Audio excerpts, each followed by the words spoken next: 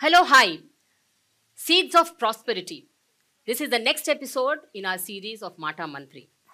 ఆంధ్రప్రదేశ్ వ్యవసాయ రంగంలో ఎలాంటి పెను మార్పులు వచ్చాయి? ఆంధ్రప్రదేశ్ ప్రభుత్వం ఏర్పాటు చేసిన వైఎస్ఆర్సీపీ గవర్నమెంట్ ఎలాంటి మార్పులు తీసుకొచ్చింది, ఎలాంటి ఇనిషియేటివ్స్ చేపట్టింది, ఏ రకమైన విధానపరమైన నిర్ణయాల వల్ల రైతులు ఇక్కడ బాగుపడ్డారు, ఎంతవరకు ప్రయోగాత్మకమైన నిర్ణయాల వల్ల రైతులు భరోసాకి గురవుతున్నారు. సో ఇవన్నీ చర్చిద్దాం, వీటి గురించి మాట్లాడదాం. ఆంధ్రప్రదేశ్ రాష్ట్ర వ్యవసాయ శాఖ మంత్రి కాకాని గోవర్ధన్ రెడ్డి గారు ఈరోజు మనతో ఉన్నారు. వారితో మాట్లాడదాం. వారితో పాటు కొంతమంది రైతులు కూడా ఉన్నారు, వీళ్ళు కూడా మంత్రి గారితో చర్చిస్తారు. So let us start the program for next series of Maata Mantri. నమస్కారం అండి, బాగున్నారా? 2019లో వైఎస్ఆర్సీపీ ప్రభుత్వం ఏర్పాటు చేశాక నిజంగా వ్యవసాయ రంగంలో ఇగో ఫలానా మార్పు, ఒక అద్భుతమైన మార్పు, దీనివల్ల రైతులు నిజంగా అద్భుతంగా బాగుపడ్డారు, చాలా మార్పులు వచ్చాయి అని చెప్పాల్సి వస్తే ఆ ఒక్క ఇనిషియేటివ్ ఏంటి sir? What is that initiative? భారతదేశానికి స్వాతంత్రం వచ్చిన తర్వాత అనేక ప్రభుత్వాలు వచ్చాయి. ప్రభుత్వాలు కొన్ని మాటలకు పరిమితమయ్యాయి, కొన్ని ప్రభుత్వాలు కాస్త చేయడం జరిగింది.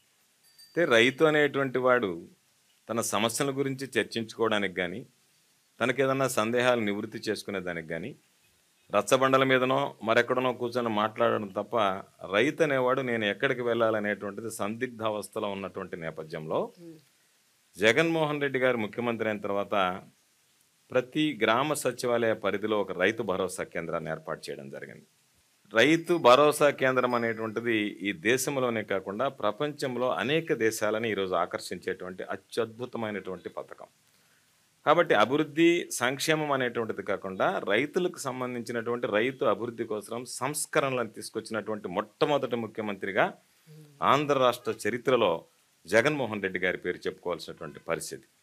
ఈరోజు రైతు భరోసా కేంద్రాల ద్వారా రైతుల ఇంటి ముంగిటికే అనేక రకాలైనటువంటి సేవలు, టెస్టెడ్ లేబుల్డ్ సీడ్స్, ఫర్టిలైజర్స్. ఈరోజు రైతులు వెళ్ళి దుకాణాలకు వెళ్ళి, రైతుల్లో గతంలో ఏ విధంగా ఉండేదంటే రైతు ఎరువులు కొనుక్కోవాలి అంటే అనేక రకాలైనటువంటి నియమ నిబంధనలు ఉన్నాయి. వ్యాపారస్తుల దగ్గరికి వెళ్ళాలి, ట్రేడర్స్ దగ్గరికి వెళ్ళిన వెంటనే వాళ్ళు మా దగ్గర కాంప్లెక్స్ ఎరువులు కొనుక్కుంటేనే మేము యూరియా బస్తా ఇస్తామంటారు, లేదంటే యూరియా బస్తా అధిక ధరకు అమ్ముతారు. రైతులకు గత్యంతరం లేదు, వేరే మార్గం లేదు. ఈరోజు రైతు నేరుగా రైతు భరోసా కేంద్రానికి వెళ్ళి తనకి ఏమి సీడ్ కావాలనో ఆర్డర్ చేసుకుంటున్నాడు, తనకి ఏమి ఎరువు కావాలనో ఆర్డర్ చేసుకుంటున్నాడు, తనకు సంబంధించినటువంటి సందేహాలు ఉంటే అక్కడ నమోదు చేస్తున్నాడు. దానికి సంబంధించి ఆర్బీకే ఛానల్ ద్వారా ఈరోజు ఎప్పటికప్పుడు రైతులకు సంబంధించినటువంటి ఆ సందేహాలని నిష్ణాతులైనటువంటి శాస్త్రవేత్తల ద్వారా నివృత్తి చేస్తున్నాం. రైతు భరోసా మాసపత్రిక ఉంది. రైతులకు సంబంధించినటువంటి ప్రతి విషయంలో అండదండలు అందించడానికి ఒక గ్రామ పరిధిలో రైతు భరోసా కేంద్రం అనేటువంటిది బహుశా ఈరోజు మనం ఆచరిస్తున్నటువంటిది భవిష్యత్తులో ఈ దేశం కూడా అనుసరించేటువంటి పరిస్థితి ఉంటుంది. ఈ దేశాన్నే కాకుండా ప్రపంచ దేశాలను ఆకర్షించినటువంటి అద్భుతమైనటువంటి కార్యక్రమం మొట్టమొదటిగా మనం చెప్పుకోవాల్సినటువంటిది రైతు భరోసా కేంద్రాల స్థాపన అనేటువంటిది స్పష్టంగా ఈరోజు మనం మాట్లాడుకోవచ్చు. ఓకే, రైతు భరోసా కేంద్రాలు అసలు ఏర్పాటు చేయాలి అన్న ఒక థాట్ ఎలా వచ్చింది సార్? అంటే ఆ initiative is important, it is a need of the hour అని ఎందుకు అనిపించింది అసలు? రైతుల యొక్క సమస్యల్ని విభిన్నమైనటువంటి కోణాల్లో వాస్తవ దృక్పథంతో చూడగలిగాడు కాబట్టే జగన్మోహన్ రెడ్డి గారు రైతు అనేటువంటి వాడికి సమాధానం చెప్పడానికి ఒక కార్యాలయం లేదు, రైతులు వెళ్ళి సందేహాలు నివృత్తి చేసుకోవడానికి ఎక్కడికి వెళ్ళాలి. కాబట్టి దాదాపుగా మనం అనేక సందర్భాల్లో చెప్తాం, రైతు దేశానికి వెన్నెముక, రైతు 70% వరకు రైతులు ఉన్నారు, రైతు కూలీలు ఉన్నారు, రైతులు వ్యవసాయం మీద ఆధారపడి బ్రతుకుతున్నారని.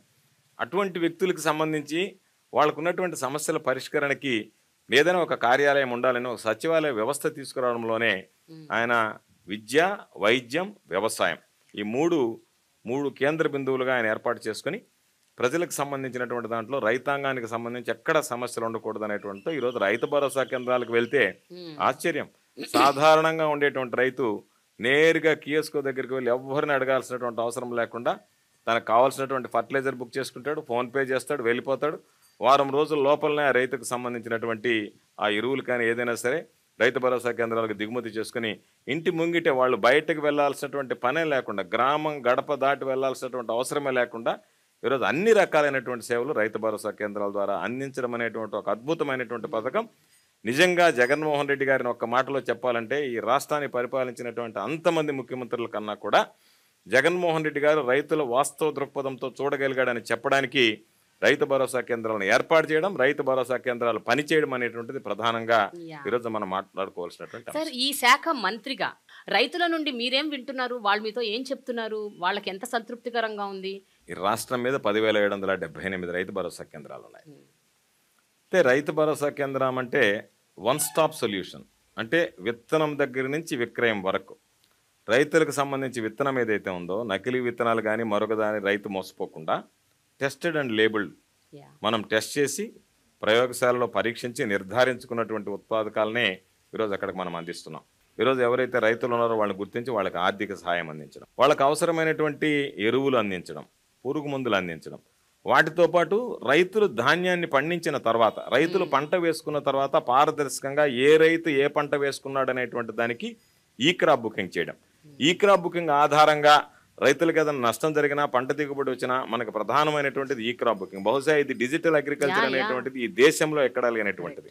కాబట్టి ఈ క్రాప్ బుకింగ్ అయిపోయిన తర్వాత రైతు ఏ పంట వేశాడు, ఆ పంట ఏదైనా సరే ప్రకృతి వైపరీత్యాల వల్ల ఏదైనా నష్టం జరిగితే దానికి సంబంధించినటువంటి ఇన్పుట్ సబ్సిడీ ఇవ్వాలన్నా, వీటన్నిటిని అధిగమించి రైతు పంట దిగుబడి వచ్చిన తర్వాత రైతు దాన్ని విక్రయించాలన్నా సరే రైతు భరోసా కేంద్రాల ద్వారా, ఇంతకుముందు అయితే ప్యాడీ పర్చేజింగ్ సెంటర్స్ అని పెట్టేవాళ్ళు, అవి అక్కడక్కడ పెట్టి వదిలేసేవాళ్ళు. రైతులకు పాపం అక్కడికి వెళ్తే ట్రిప్ షీట్స్ జనరేట్ అయ్యేటువంటివి కాదు, తీసుకువెళ్ళలేక ఇబ్బందులు పడేవాళ్ళు. పేరుకు మాత్రం ఎమ్మెల్యేలు ఎంపీలు వెళ్ళి రిబ్బన్లు కత్తిరించి ఆర్భాటంగా ప్రకటించి వెళ్ళడం తప్ప అవి ప్రయోగాత్మకంగా పనిచేయలేదు. ఈరోజు రైతుకి ఏదైనా సమస్య వస్తే ఆ రోజు ఎవరి దగ్గరికి వెళ్ళి అడగాలనో తెలియనటువంటి పరిస్థితి. ఈరోజు నేరుగా రైతు భరోసా కేంద్రాల దగ్గరికి వెళ్ళి నా ధాన్యం నేను ఈరోజు విక్రయించాలి, ఏ విధంగా విక్రయించాలని చెప్పి ధైర్యంగా అడిగి వాళ్ళ ద్వారా ఆ ధైర్యాన్ని విక్రయించుకునేటువంటి ఆ మానసిక ధైర్యం రైతుకు ప్రసాదించినటువంటి ప్రభుత్వం.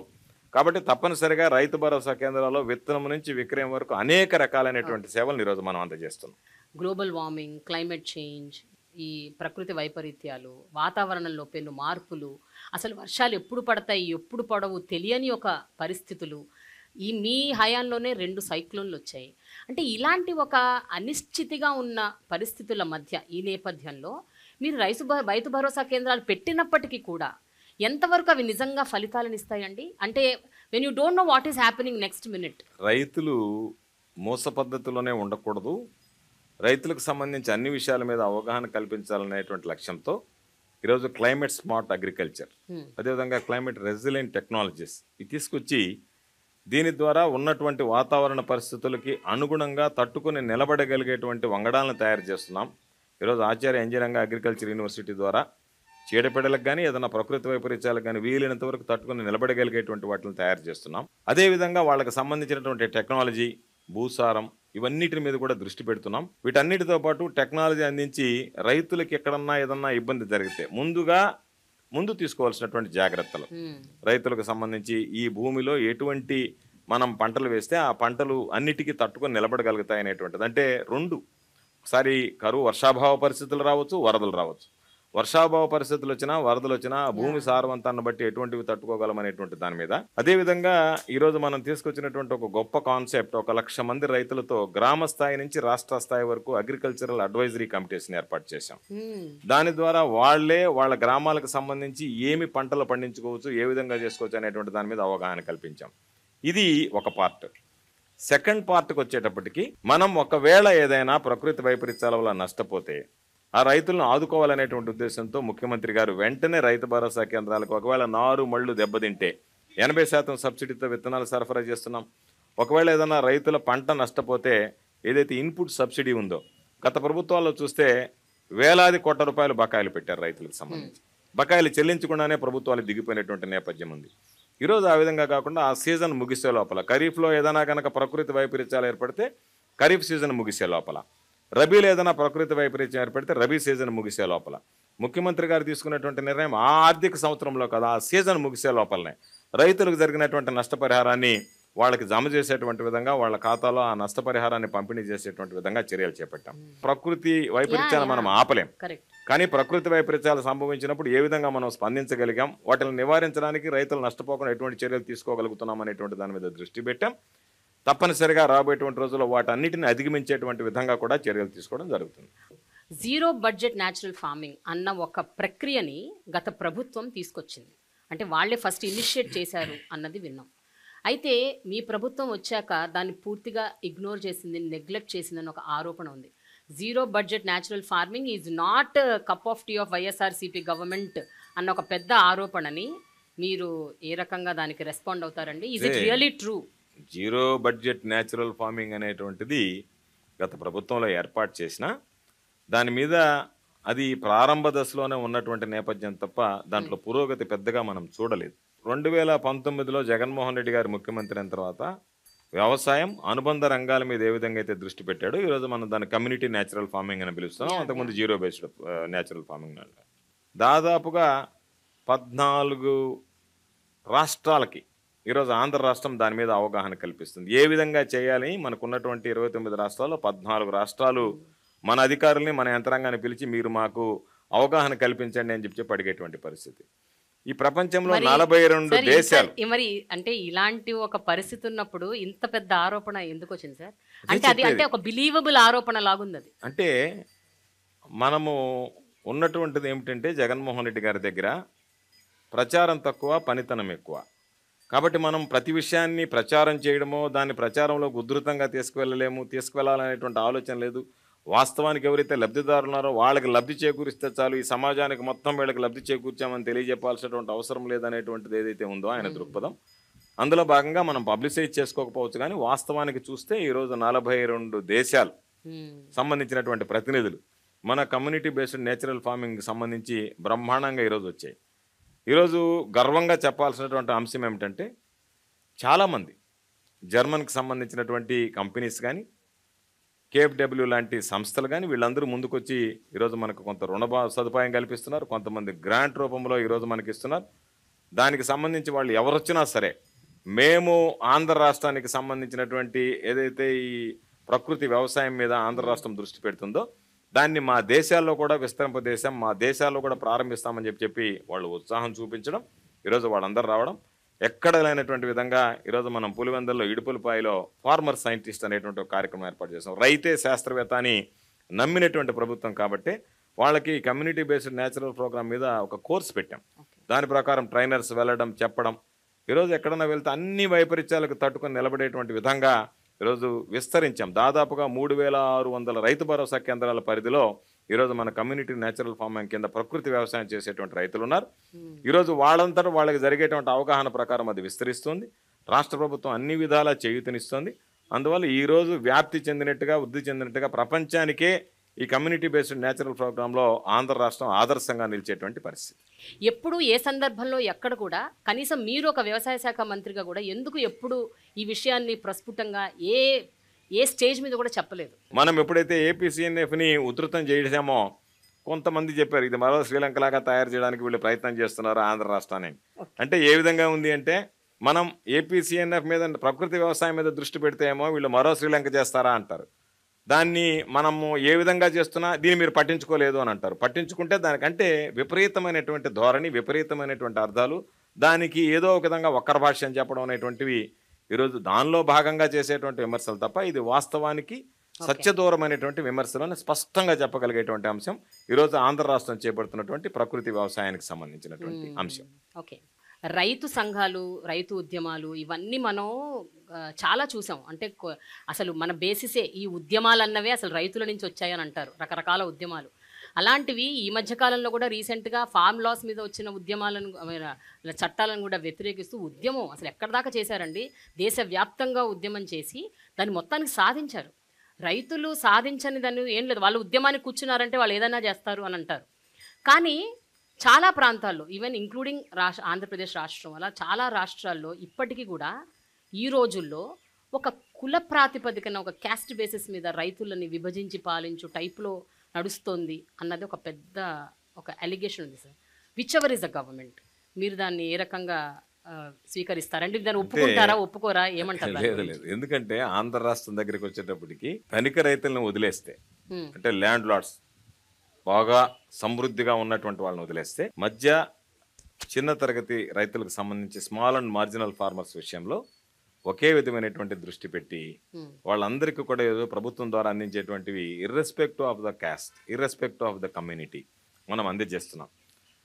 కాకపోతే ఈరోజు ముఖ్యమంత్రి గారు చేస్తున్నటువంటి కార్యక్రమాలు ఏవి కూడా రైతులకు సంబంధించి అనేక ప్రభుత్వాలను చూసాం. ఒక ముఖ్యమంత్రి అనేటువంటి వాడు ఎలా ఉండాలి అంటే రైతులకు ఉన్నటువంటి సమస్య, ఆ సమస్యకు పరిష్కారం. అంతే తప్ప రైతులకు సంబంధించి గత ప్రభుత్వాలు ఇవి చేశాయి కదా, మోస పద్ధతిలో మనం అదే చేద్దాం అనేటువంటిది కాదు. చాలామంది రుణమాఫీ చేశారు.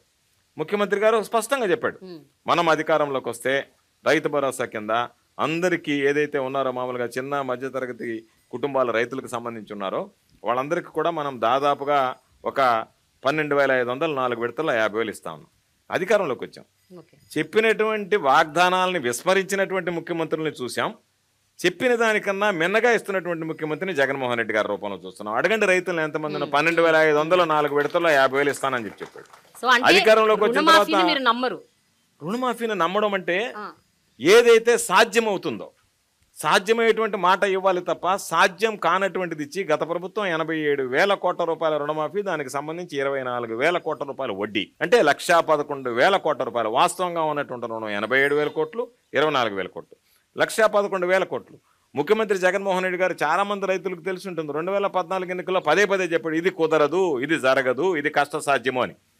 రైతులు నమ్మి ఆ రోజు తెలుగుదేశం ప్రభుత్వానికి ఓట్లు వేశారు. వచ్చిన తర్వాత మనం చూసాం 1,11,000 కోట్లు అయితే లాస్ట్కి 5 విడతలు అన్నారు, స్కేల్ ఆఫ్ ఫైనాన్స్ అన్నారు, 30,000 అన్నారు, విడతల తర్వాత చేసేసి కుటుంబానికి ఒకరికన్నారు, రకరకాలైన చెప్పి ఆ హామీని అమలు చేయకుండానే దిగిపోయినటువంటి నేపథ్యం. ఈరోజు మనం ఇస్తామని చెప్పాం. దాదాపుగా ఈరోజు 34,000 కోట్ల రూపాయలు రైతులకు సంబంధించినటువంటి రైతు భరోసా కింద అందించడం జరిగింది. కాబట్టి ఈ ప్రభుత్వానికి అన్ని విధాల అన్ని స్థాయిల్లో ఒక స్పష్టత ఉండే రైతాంగాన్ని గురించి, వ్యవసాయాన్ని గురించి. అందుకనే అందరినీ సమానంగా సమగ్రంగా, ఎవరు వీళ్ళు ధనికుడు పేదాని కాకుండా కులాలకు సంబంధం లేకుండా ఈరోజు అగ్ర కులాలకు సంబంధించినటువంటి వాళ్ళు కూడా స్మాల్ అండ్ మార్జినల్ ఫార్మర్స్ చాలా మంది ఉన్నారు. దాదాపుగా 60% మందికి ఎకరాకి తక్కువ భూములు ఉన్నటువంటి వాళ్ళు ఉన్నారు ఆంధ్ర రాష్ట్రంలో. అందరినీ సమాన దృష్టితో చూసాం కాబట్టే ఈరోజు 59,60,000 కుటుంబాలకి మనం వైఎస్ఆర్ రైతు భరోసా అందించగలిగాం. కాబట్టి ఇది ఒక మోడల్గా ఎవడైతే నీడి ఉందో, ఎవరికైతే మనం ఆర్థికంగా ఆదుకోవాల్సినటువంటి అవసరం ఉందో వాళ్ళని కులము మతం అనేటువంటిది లేకుండా అన్ని రకాలైనటువంటి కార్యక్రమాలు చేశాం. దాని ద్వారానే ఈరోజు రైతులు కూడా సంతృప్తిగా ఉండేటువంటి పరిస్థితి ఆంధ్ర రాష్ట్రంలో కనిపిస్తుంది. ప్రధానమైన ఆరోపణ అగైన్ ఏమిటి అంటే ఇంతమంది రైతులు ఉన్న ఈ రాష్ట్రంలో 70% మంది కౌలు రైతులు, కూలీ రైతులు ఉన్న ఈ రాష్ట్రంలో మీరు ఇచ్చే సంక్షేమ పథకాలు ఏవైతే ఉన్నాయో, ఇనిషియేటివ్స్ ఏవైతే తీసుకొచ్చారో, స్కీమ్స్ కానీ అవన్నీ కూడా ఈ బడా రైతులకి, యజమానుల రైతులకి వాళ్ళకే వెళ్తున్నాయి, వీళ్ళకి రావట్లేదు. మీరేమంటారు? అంటే వీళ్ళ ఈ మాటలన్నీ కూడా అర్ధరహితమైనటువంటివి. ఎందుకు వ్యాఖ్యలు అంటున్నానంటే, సాధారణంగా ఒక ఆలోచన ఉండేది ఈ ప్రభుత్వం ఏర్పడక ముందు, కౌలు రైతులకు సంబంధించి నేను కౌలు తీసుకున్నాను అన్నదానికి ఎవడో ఒకటి ధృవీకరించాలి. యజమానికి సంబంధం లేకుండా నువ్వు కౌలు తీసుకునేటువంటి అవకాశం లేదు, అది చెల్లదు. కాబట్టి ఆ యజమానులు మనం ఎవరికన్నా కౌలుకిస్తే దానికి సంబంధించినటువంటి ఆ భూమి మీద హక్కులు కోల్పోతామేమో అనేటువంటి భావం ఉండేది. దానికనే కౌలుదారుల చట్టం మనం 2019లో తీసుకొచ్చాం. ఒక ప్రత్యేకమైనటువంటి చట్టం తీసుకొచ్చాం. దాని ద్వారా భూ యజమాని కౌలుకిచ్చినా కూడా ఆయనకున్నటువంటి యాజమాన్య హక్కులు ఏమీ కూడా కోల్పోకుండా ఆ చట్టం నిర్దేశించింది. అందువల్ల ఎవరికైనా ఇవ్వచ్చు. కానీ చాలా మందిని మనం అవగాహన కల్పించాం. మొట్టమొదటి సంవత్సరం 2,70,000 మందికి మనం కౌలు రైతులకు ఇస్తే దాదాపుగా ఈరోజు రైతు భరోసా 5,90,000 మందికి ఇవ్వగలుగుతున్నాం. అంటే ఆ సంఖ్య పెరుగుతూ ఉంది, రైతుల్లో అవగాహన కలుగుతూ ఉంది. దాని ద్వారా ఇది ఒక ప్రయత్నం. అంతకుముందు అటువంటి ప్రయత్నాలు ఏమీ జరగలేదు. ఈరోజు CCRC కార్డ్స్ ఇస్తున్నాము అంటే ఆ చట్టాన్ని అనుసరించి ఇస్తున్నాం. ఆ చట్టం వల్ల మాకేమి ఇబ్బంది లేదు అని చెప్పిన ఎవరైతే అవగాహన కలిగినటువంటి రైతులు ముందుకు వచ్చి ఇస్తున్నారో వాళ్ళని చూసి మరికొంతమంది ఈరోజు ఇచ్చేటువంటి అవకాశం ఏర్పడింది. దానివల్ల ఈరోజు కౌలుదారుల సంఖ్య క్రమేపీ ప్రతి సంవత్సరం పెరుగుతూ ఉంది. అంటే మనం తీసుకుంటున్నటువంటి నిర్ణయాలు సత్ఫలితాలను ఇస్తున్నాయని చెప్పి ఎవడో ఒకటి చెప్తాడు, ఏదో ఒకటి మాట్లాడాలి కాబట్టి 15,000 కుటుంబాలు కౌలు కుటుంబాలు ఉన్నారు, వాళ్ళు ఉన్నారు, వీళ్ళు ఉన్నారు అని చెప్పి మాట్లాడతారు. ఇది ఏది చేసినా సరే ప్రజలకు సంబంధించి తీసుకున్నటువంటి నిర్ణయం అనేటువంటిది ప్రజలకు అకౌంటబిలిటీ ఉండాల్సినటువంటి అవసరం ఉంటుంది. ఈ అకౌంటబిలిటీ అంటే ఈ ట్రాన్స్పరెన్సీ ఎంతవరకు ఉంది సార్? అంటే ఇప్పుడు ఇందాక మీకు చెప్పాను, వీళ్ళందరికీ మీరు ఏవైతే పథకాలు అందజేస్తున్నారో వాళ్ళందరికీ చేరుతున్నాయి అనటానికి ఒక ట్రాన్స్పరెన్సీ ఏమైనా ఉందా? ఒక అకౌంటబిలిటీ ఉందా? అసలు ప్రతి విషయంలో అకౌంటబిలిటీ స్టార్టింగ్ ఫ్రమ్ అదే నేను చెప్పింది, ఎప్పుడు లేనటువంటిది. పంట ఏమి వేసాము దానికి సంబంధించినటువంటి ఈ క్రాప్ బుకింగ్ జరిగిపోయింది. ఈ క్రాప్ బుకింగ్ జరిగిపోయింది అంటే వెంటనే వాళ్ళకి సంబంధించినటువంటి వాళ్ళకి ఎలిజిబిలిటీని బట్టి వాళ్ళకి రైతు భరోసా వేసేస్తున్నాం. ఆ వేసే క్రమంలో 13,500 ఏదైతే జగన్మోహన్ రెడ్డి గారు ఇస్తున్నారో, కొంత పిఎం కిసాన్ కింద ఒక 6,000 వస్తే, రైతు భరోసా కింద 7,500 భరిస్తే, ఈ కౌలు రైతులకు సంబంధించినటువంటి దాంట్లో పిఎం కిసాన్ కింద కేంద్ర ప్రభుత్వం రూపాయి కూడా ఇవ్వదు, అనుభవదారులకు రూపాయి కూడా ఇవ్వదు. అదేవిధంగా దేవాదాయ భూములు చేసుకునేటువంటి వాళ్ళకి రూపాయి కూడా ఇవ్వదు, అటవీ హక్కుల చట్టం ఉన్నటువంటి వాళ్ళకి రూపాయి కూడా ఇవ్వదు. ఈ అటవీ హక్కులకు సంబంధించి కానీ, దేవాదాయ భూములకు సంబంధించినటువంటి కానీ, అనుభవంలో ఉన్నటువంటి భూములను సాగు చేసుకుంటున్నటువంటి వాళ్ళకి కానీ, కౌలుదారులకు కానీ మొత్తం ఈ 13,500 రూపాయలు రాష్ట్ర ప్రభుత్వమే భరిస్తుంది. కాబట్టి ఇదేదో నెగటివ్ ప్రచారం ఒకటి రావాలి, ఈ రైతులకు సంబంధించి ఎక్కువ దృష్టి పెడుతున్నారు, రైతుల్లో వీళ్ళ మైలేజ్ పెరుగుతుంది, గ్రాఫ్ పెరుగుతుంది, జగన్మోహన్ రెడ్డి గారి పట్ల ప్రేమాభిమానం ఉండకూడదు, వాళ్ళు ఏదో ఒక విధంగా రైతులకు సంబంధించి మీకు ఇది మంచి జరగలేదనేటువంటి ఒక మైండ్ సెట్లోకి వాళ్ళని తీసుకెళ్ళి వాళ్ళని ఈ ప్రభుత్వంకి వ్యతిరేకంగా మరలించాలనేటువంటి ప్రయత్నం అది సాధ్యమయ్యేటువంటి పనే కాదనేటువంటిది ఈ సందర్భంగా నేను తెలియజేస్తాను. రైతు అనగానే మనకి కొన్ని దశాబ్దాలుగా ఒక ఇమేజ్ ఉంది సార్ మన కళ్ళ ముందు. ఒక చిరిగిపోయిన బట్టలు వేసుకొని, బక్క చిక్కిపోయి, తిండి సరిగ్గా లేక, ఈ రకమైన ఇమేజ్ బయట అలాగే ఉంది, సినిమాల్లో కూడా అలాగే చూపిస్తారు. ప్రతి చోట రైతు అనగానే దిస్ ఇస్ ద ఇమేజ్. అంటే వాళ్ళు ఎప్పటికీ పేదరికంలోంచి బయటికి రారా అన్న ఒక క్వశ్చన్ మార్క్. రెండోది, కేవలం రైతు అనగానే ఒక మొగ రైతులే ఉన్నారా? ఆడవాళ్ళు కూడా ఈ మధ్య చాలామంది రైతులుగా వస్తున్నారు, ఎంతో అద్భుతంగా వాళ్ళు వ్యవసాయం చేస్తున్నారు, కానీ ఎక్కడ కూడా ఆ గుర్తింపు లేదు. ఆంధ్రప్రదేశ్ ప్రభుత్వం ఈ విషయంలో ఎలాంటి చర్యలు తీసుకుంది అంటే ఏం చెప్తారు మీరు? అంటే రైతు అనేటువంటి వాడు లాభ నష్టాలు అనేటువంటివి బేరీజు వేసుకోకుండా, నష్టపోయినా సరే మనం ఖాళీగా ఉండకూడదు, నష్టం వస్తుందన్నా సరే ఖాళీగా ఉండకూడదు, ఈ సమాజానికి పట్టెడు అన్నం పెట్టాలనే తాపత్రయపడేటువంటి వాడు రైతు. రైతు అనేటువంటి వాడు లేకపోతే 3 పూట్ల మన నోట్లోకి వేళ్ళు వెళ్ళవు. అటువంటి పవిత్రమైనటువంటి వృత్తిని చేసేటువంటి రైతు పట్ల అంకిత భావంతో ప్రభుత్వాలు పనిచేయాలనేటువంటి దాని మీద దృష్టి పెట్టాం. కాబట్టి ఈ రైతుకు సంబంధించి అన్ని రకాలైనటువంటి చర్యలు తీసుకుంటున్నాం. రైతు జీవన శైలిలో కూడా సాధారణ పౌరుడి శైలిలో ఏ విధంగా మార్పులు వస్తున్నాయి, అదేవిధంగా ఈరోజు మార్పులు తీసుకురావడం జరిగింది.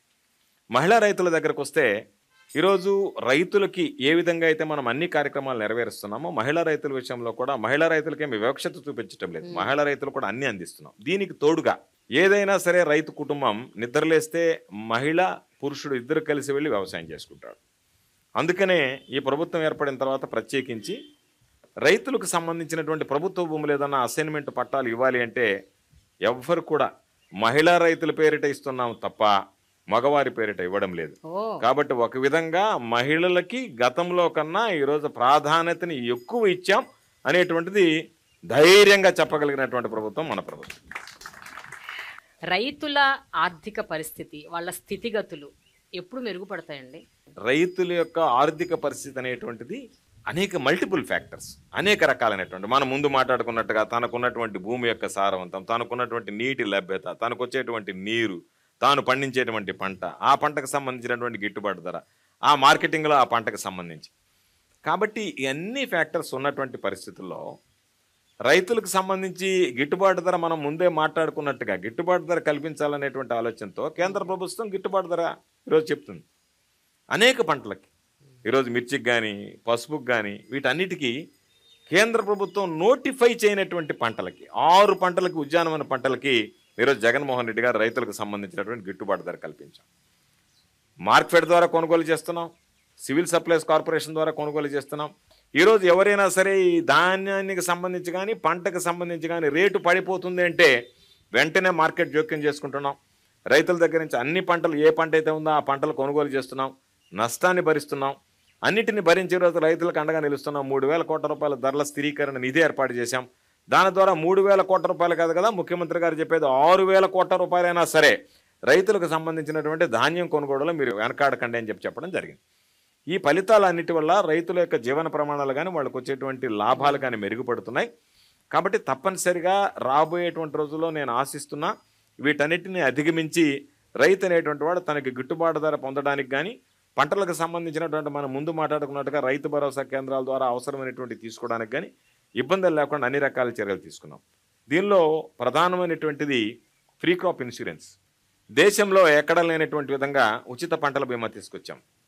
ఉచిత పంటల బీమా తీసుకొచ్చిన తర్వాత కేంద్ర ప్రభుత్వం ప్రధానమంత్రి ఫసల్ బీమా యోజన కింద ఒక వంతు భరిస్తుంది, రాష్ట్ర ప్రభుత్వం ఒక వంతు భరిస్తుంది, రైతు ఒక వంతు భరించాలి. ఇంతవరకు ముఖ్యమంత్రిగా జగన్మోహన్ రెడ్డి గారు బాధ్యతలు స్వీకరించినంత వరకు కేంద్ర ప్రభుత్వం వాటా, రాష్ట్ర ప్రభుత్వం వాటా భరించేవాడు, రైతులు ముందుకొచ్చి వాటా భరించాలి.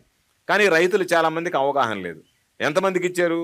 ఎవడైనా క్రాప్ లోన్ తీసుకుంటే ఆ క్రాప్ లోన్ రికవరీ చేసుకోవడానికి ఆ బ్యాంక్ అధికారులకు ఇబ్బంది అవుతుంది కాబట్టి ఆ బ్యాంకు వాళ్ళ చేత ఇన్సూరెన్స్ కట్టించేది. ఈరోజు మనం ఫ్రీ క్రాప్ ఇన్సూరెన్స్ తీసుకొచ్చిన తర్వాత ఈ దేశంలోనే మొట్టమొదటి రాష్ట్రం ఈ దేశంలోనే జగన్మోహన్ రెడ్డి గారు తీసుకున్నటువంటి ఉచిత పంటల బీమా ద్వారా రైతు అనేటువంటి వాడు రూపాయి చెల్లించాల్సినటువంటి అవసరమే లేకుండా పండించినటువంటి పంట ఈ క్రాప్ బుకింగ్ అయిపోయిన వెంటనే రైతు కట్టాల్సినటువంటిది ప్రభుత్వం కడుతుంది, రాష్ట్ర ప్రభుత్వం కడుతుంది.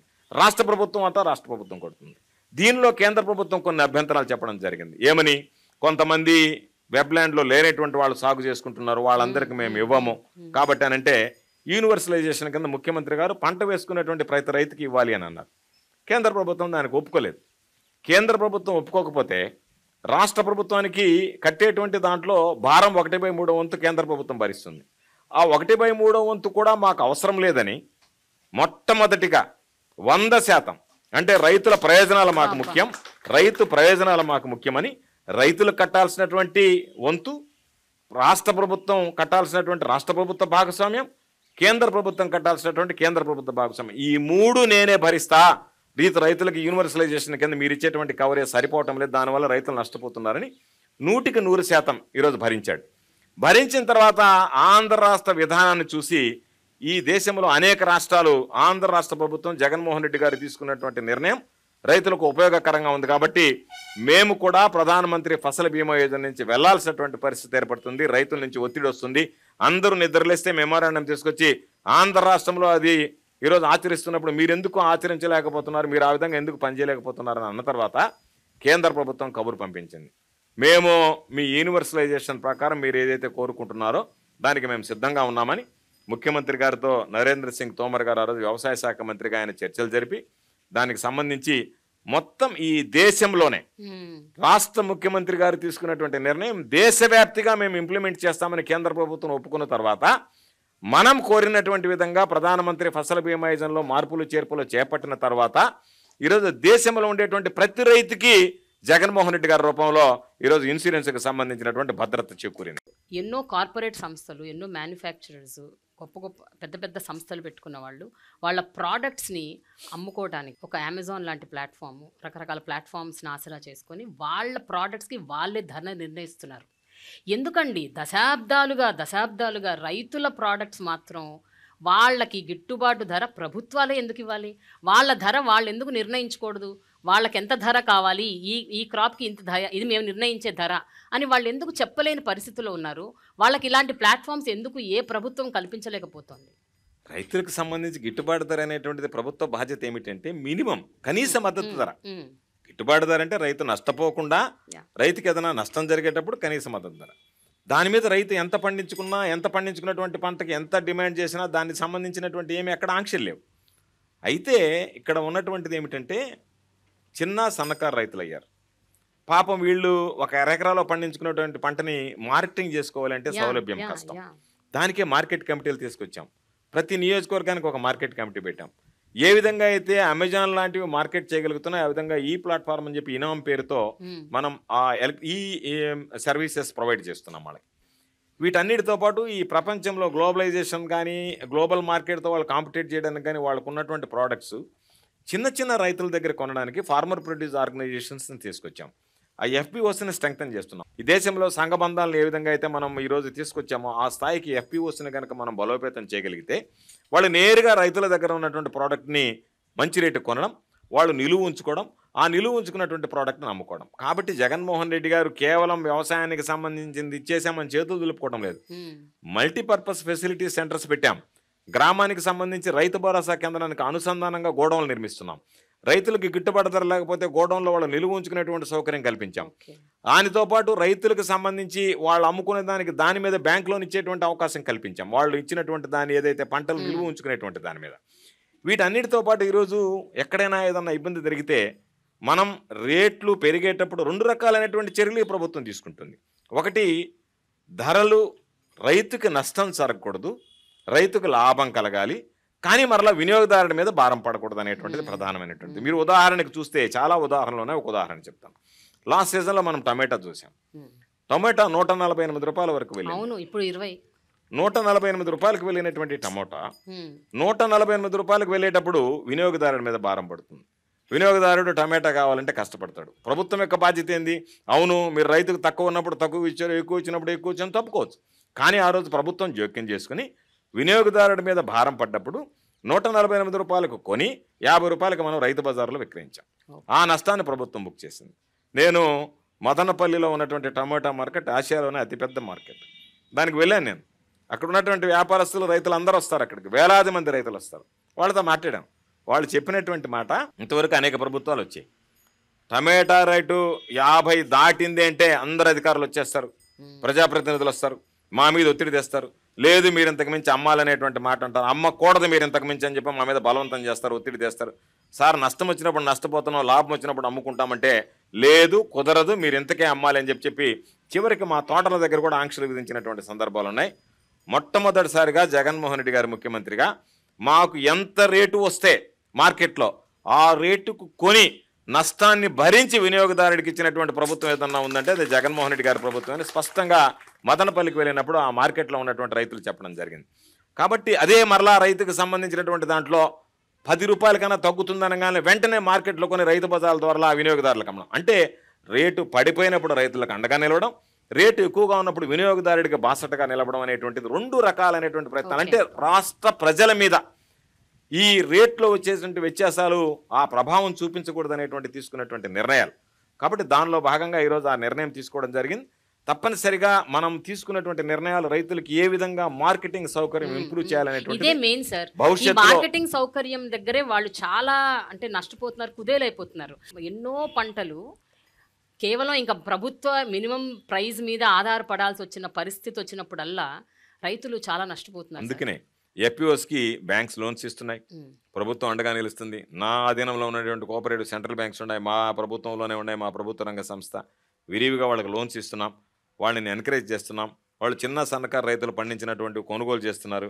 వాళ్ళకు కొంతమంది వాల్యూ అడిషన్కి వెళ్తున్నారు, కొంతమంది నేరుగా రా ప్రోడక్ట్స్ అమ్ముకుంటున్నారు. వాళ్ళు ఈరోజు దాదాపుగా మార్కెట్లో మా దగ్గర ఇంత ఉంది, మీకు కావాలంటే మా దగ్గర తీసుకోండి అని చెప్పి వ్యాపారుల్ని శాసించేటువంటి పరిస్థితి ఏర్పడుతుంది. ఎన్సీఆర్బి రిపోర్ట్ ఒకటి ఉందండి. ఆ రిపోర్ట్ ప్రకారం 2018-22 మధ్య 4564 మంది రైతులు ఆత్మహత్యలు చేసుకున్నారు ఆంధ్రప్రదేశ్లో. దీని గురించి మీరు ఏమంటారు సార్? అంటే 3వ స్థానంలో ఉంది ఆంధ్రప్రదేశ్ అంటే నేషనల్ వైడ్. ఇప్పుడు అది ఒక సర్వే చేసి ఇచ్చినటువంటి రిపోర్ట్. వాళ్ళు వాస్తవం ఏమిటంటే మన దగ్గర ఉన్నటువంటి లెక్కల ప్రకారం 1200 మంది ఆత్మహత్య చేసుకున్నట్టుగా ఉంది. రైతులు ఉంటారు, పెట్టుబడి పెట్టి వ్యాపారం చేసేటువంటి వాళ్ళు, అంటే వ్యవసాయం చేసేటువంటి వాళ్ళు. రైతు కూలీలు ఉంటారు. వీళ్ళు రైతు కూలీలు అనేటువంటి వాళ్ళకి వ్యవసాయం మీద వచ్చేటువంటి నష్టంతో వాళ్ళు ఏమీ ఆత్మహత్యలు చేసుకునేటువంటి అవకాశం ఉండదు. ఎందుకంటే వాళ్ళకి రావాల్సింది కూలీ, ఆ కూలీ ఏర్పాటైపోతుంది. వాళ్ళు రైతులకు సంబంధించి దాదాపుగా 70% మంది వ్యవసాయం మీదనే ఆధారపడతారు. వ్యవసాయం చేసుకునేటువంటి రైతులు, రైతు కూలీలు. వీళ్ళ దీంట్లో సర్వేలో తేలింది ఏంటంటే ఆయన వృత్తి ఏంటి అంటే రైతు కూలీ. రైతు కూలీ అనేటువంటి దాన్ని కూడా ఆత్మహత్యల కింద వాళ్ళు నమోదు చేసుకోవడం జరిగింది. దానివల్ల ఆ సంఖ్య పెరిగింది. సాధారణంగా మనకి సమాజంలో జరిగేటువంటి ఆత్మహత్యల్లో రైతు అనేటువంటి వాడు కూడా ఒకడనేటువంటిది మరిచి రైతు కానీ రైతు కూలీ కానీ ఆత్మహత్య చేసుకున్నటువంటి వెంటనే వ్యవసాయ విధానాల వల్ల రైతు ఆత్మహత్య చేసుకున్నాడు అనేటువంటిది ఒకటి ప్రేరేపణ మొదలైంది. ఎందుకు జరుగుతాయి, ఎందుకు జరగాల్సినటువంటి అవసరం ఉంది? రైతు భరోసా ఇచ్చిన దానికి రైతు ఆత్మహత్య చేసుకుంటాడా? ఉచిత పంటల బీమా ఇచ్చిన దానికి రైతు ఆత్మహత్య చేసుకుంటాడా? అదే సీజన్లో ఇన్పుట్ సబ్సిడీ ఇచ్చిన దానికి రైతు ఆత్మహత్య చేసుకుంటాడా? ఆర్బీకేలకు తీసుకొచ్చిన దానికి రైతు ఆత్మహత్య చేసుకుంటాడా? విత్తనం నుంచి విక్రయం వరకు ఈరోజు అన్ని రకాలైనటువంటి సౌకర్యాలు కల్పిస్తున్నందుకు రైతు ఆత్మహత్య చేసుకుంటాడా? దేనివల్ల రైతు ఆత్మహత్య చేసుకుంటాడు? కాకపోతే ఆ రైతు ఆత్మహత్యలు అనేటువంటి దాన్ని ఏదో ఇచ్చినటువంటి సర్వేని వక్రీకరించి ఏదో ఆంధ్ర రాష్ట్రంలో ఈరోజు 5 లక్షల నుంచి 7 లక్షలకు పెంచాం. వెంటనే వాటికి సంబంధించి ఎక్కడన్నా రైతు నిజంగా ఆత్మహత్య జరిగితే, రైతులకు నష్టం వస్తే వ్యవసాయంలో వాళ్ళకి సంబంధించి చర్యలు తీసుకుంటున్నాం. గత ప్రభుత్వంలో బకాయిలు పెట్టిపోయినటువంటివి కూడా మన ప్రభుత్వం వచ్చిన తర్వాత ఆ రైతులకు కూడా జగన్మోహన్ రెడ్డి గారు మంచి మనసుతో ఆ బకాయిలు 5 లక్షల రూపాయలు ఇవ్వాలంటే రైతులకు ఆ బకాయిలు పెట్టి వెళ్ళిపోతే దాదాపుగా 473 మంది రైతులకి ఈ ప్రభుత్వం వచ్చిన తర్వాత జగన్మోహన్ రెడ్డి గారు మంచి మనసుతో ఆ కుటుంబాలకి కూడా 5 లక్షల రూపాయల నష్టపరిహారం, బకాయిలు కూడా నష్టపరిహారం అందించడం జరిగింది. యంగ్స్టర్స్ ఎస్పెషల్లీ యూత్ ఫార్మింగ్ వైపు ఎందుకు మొగ్గు చూపట్లేదు?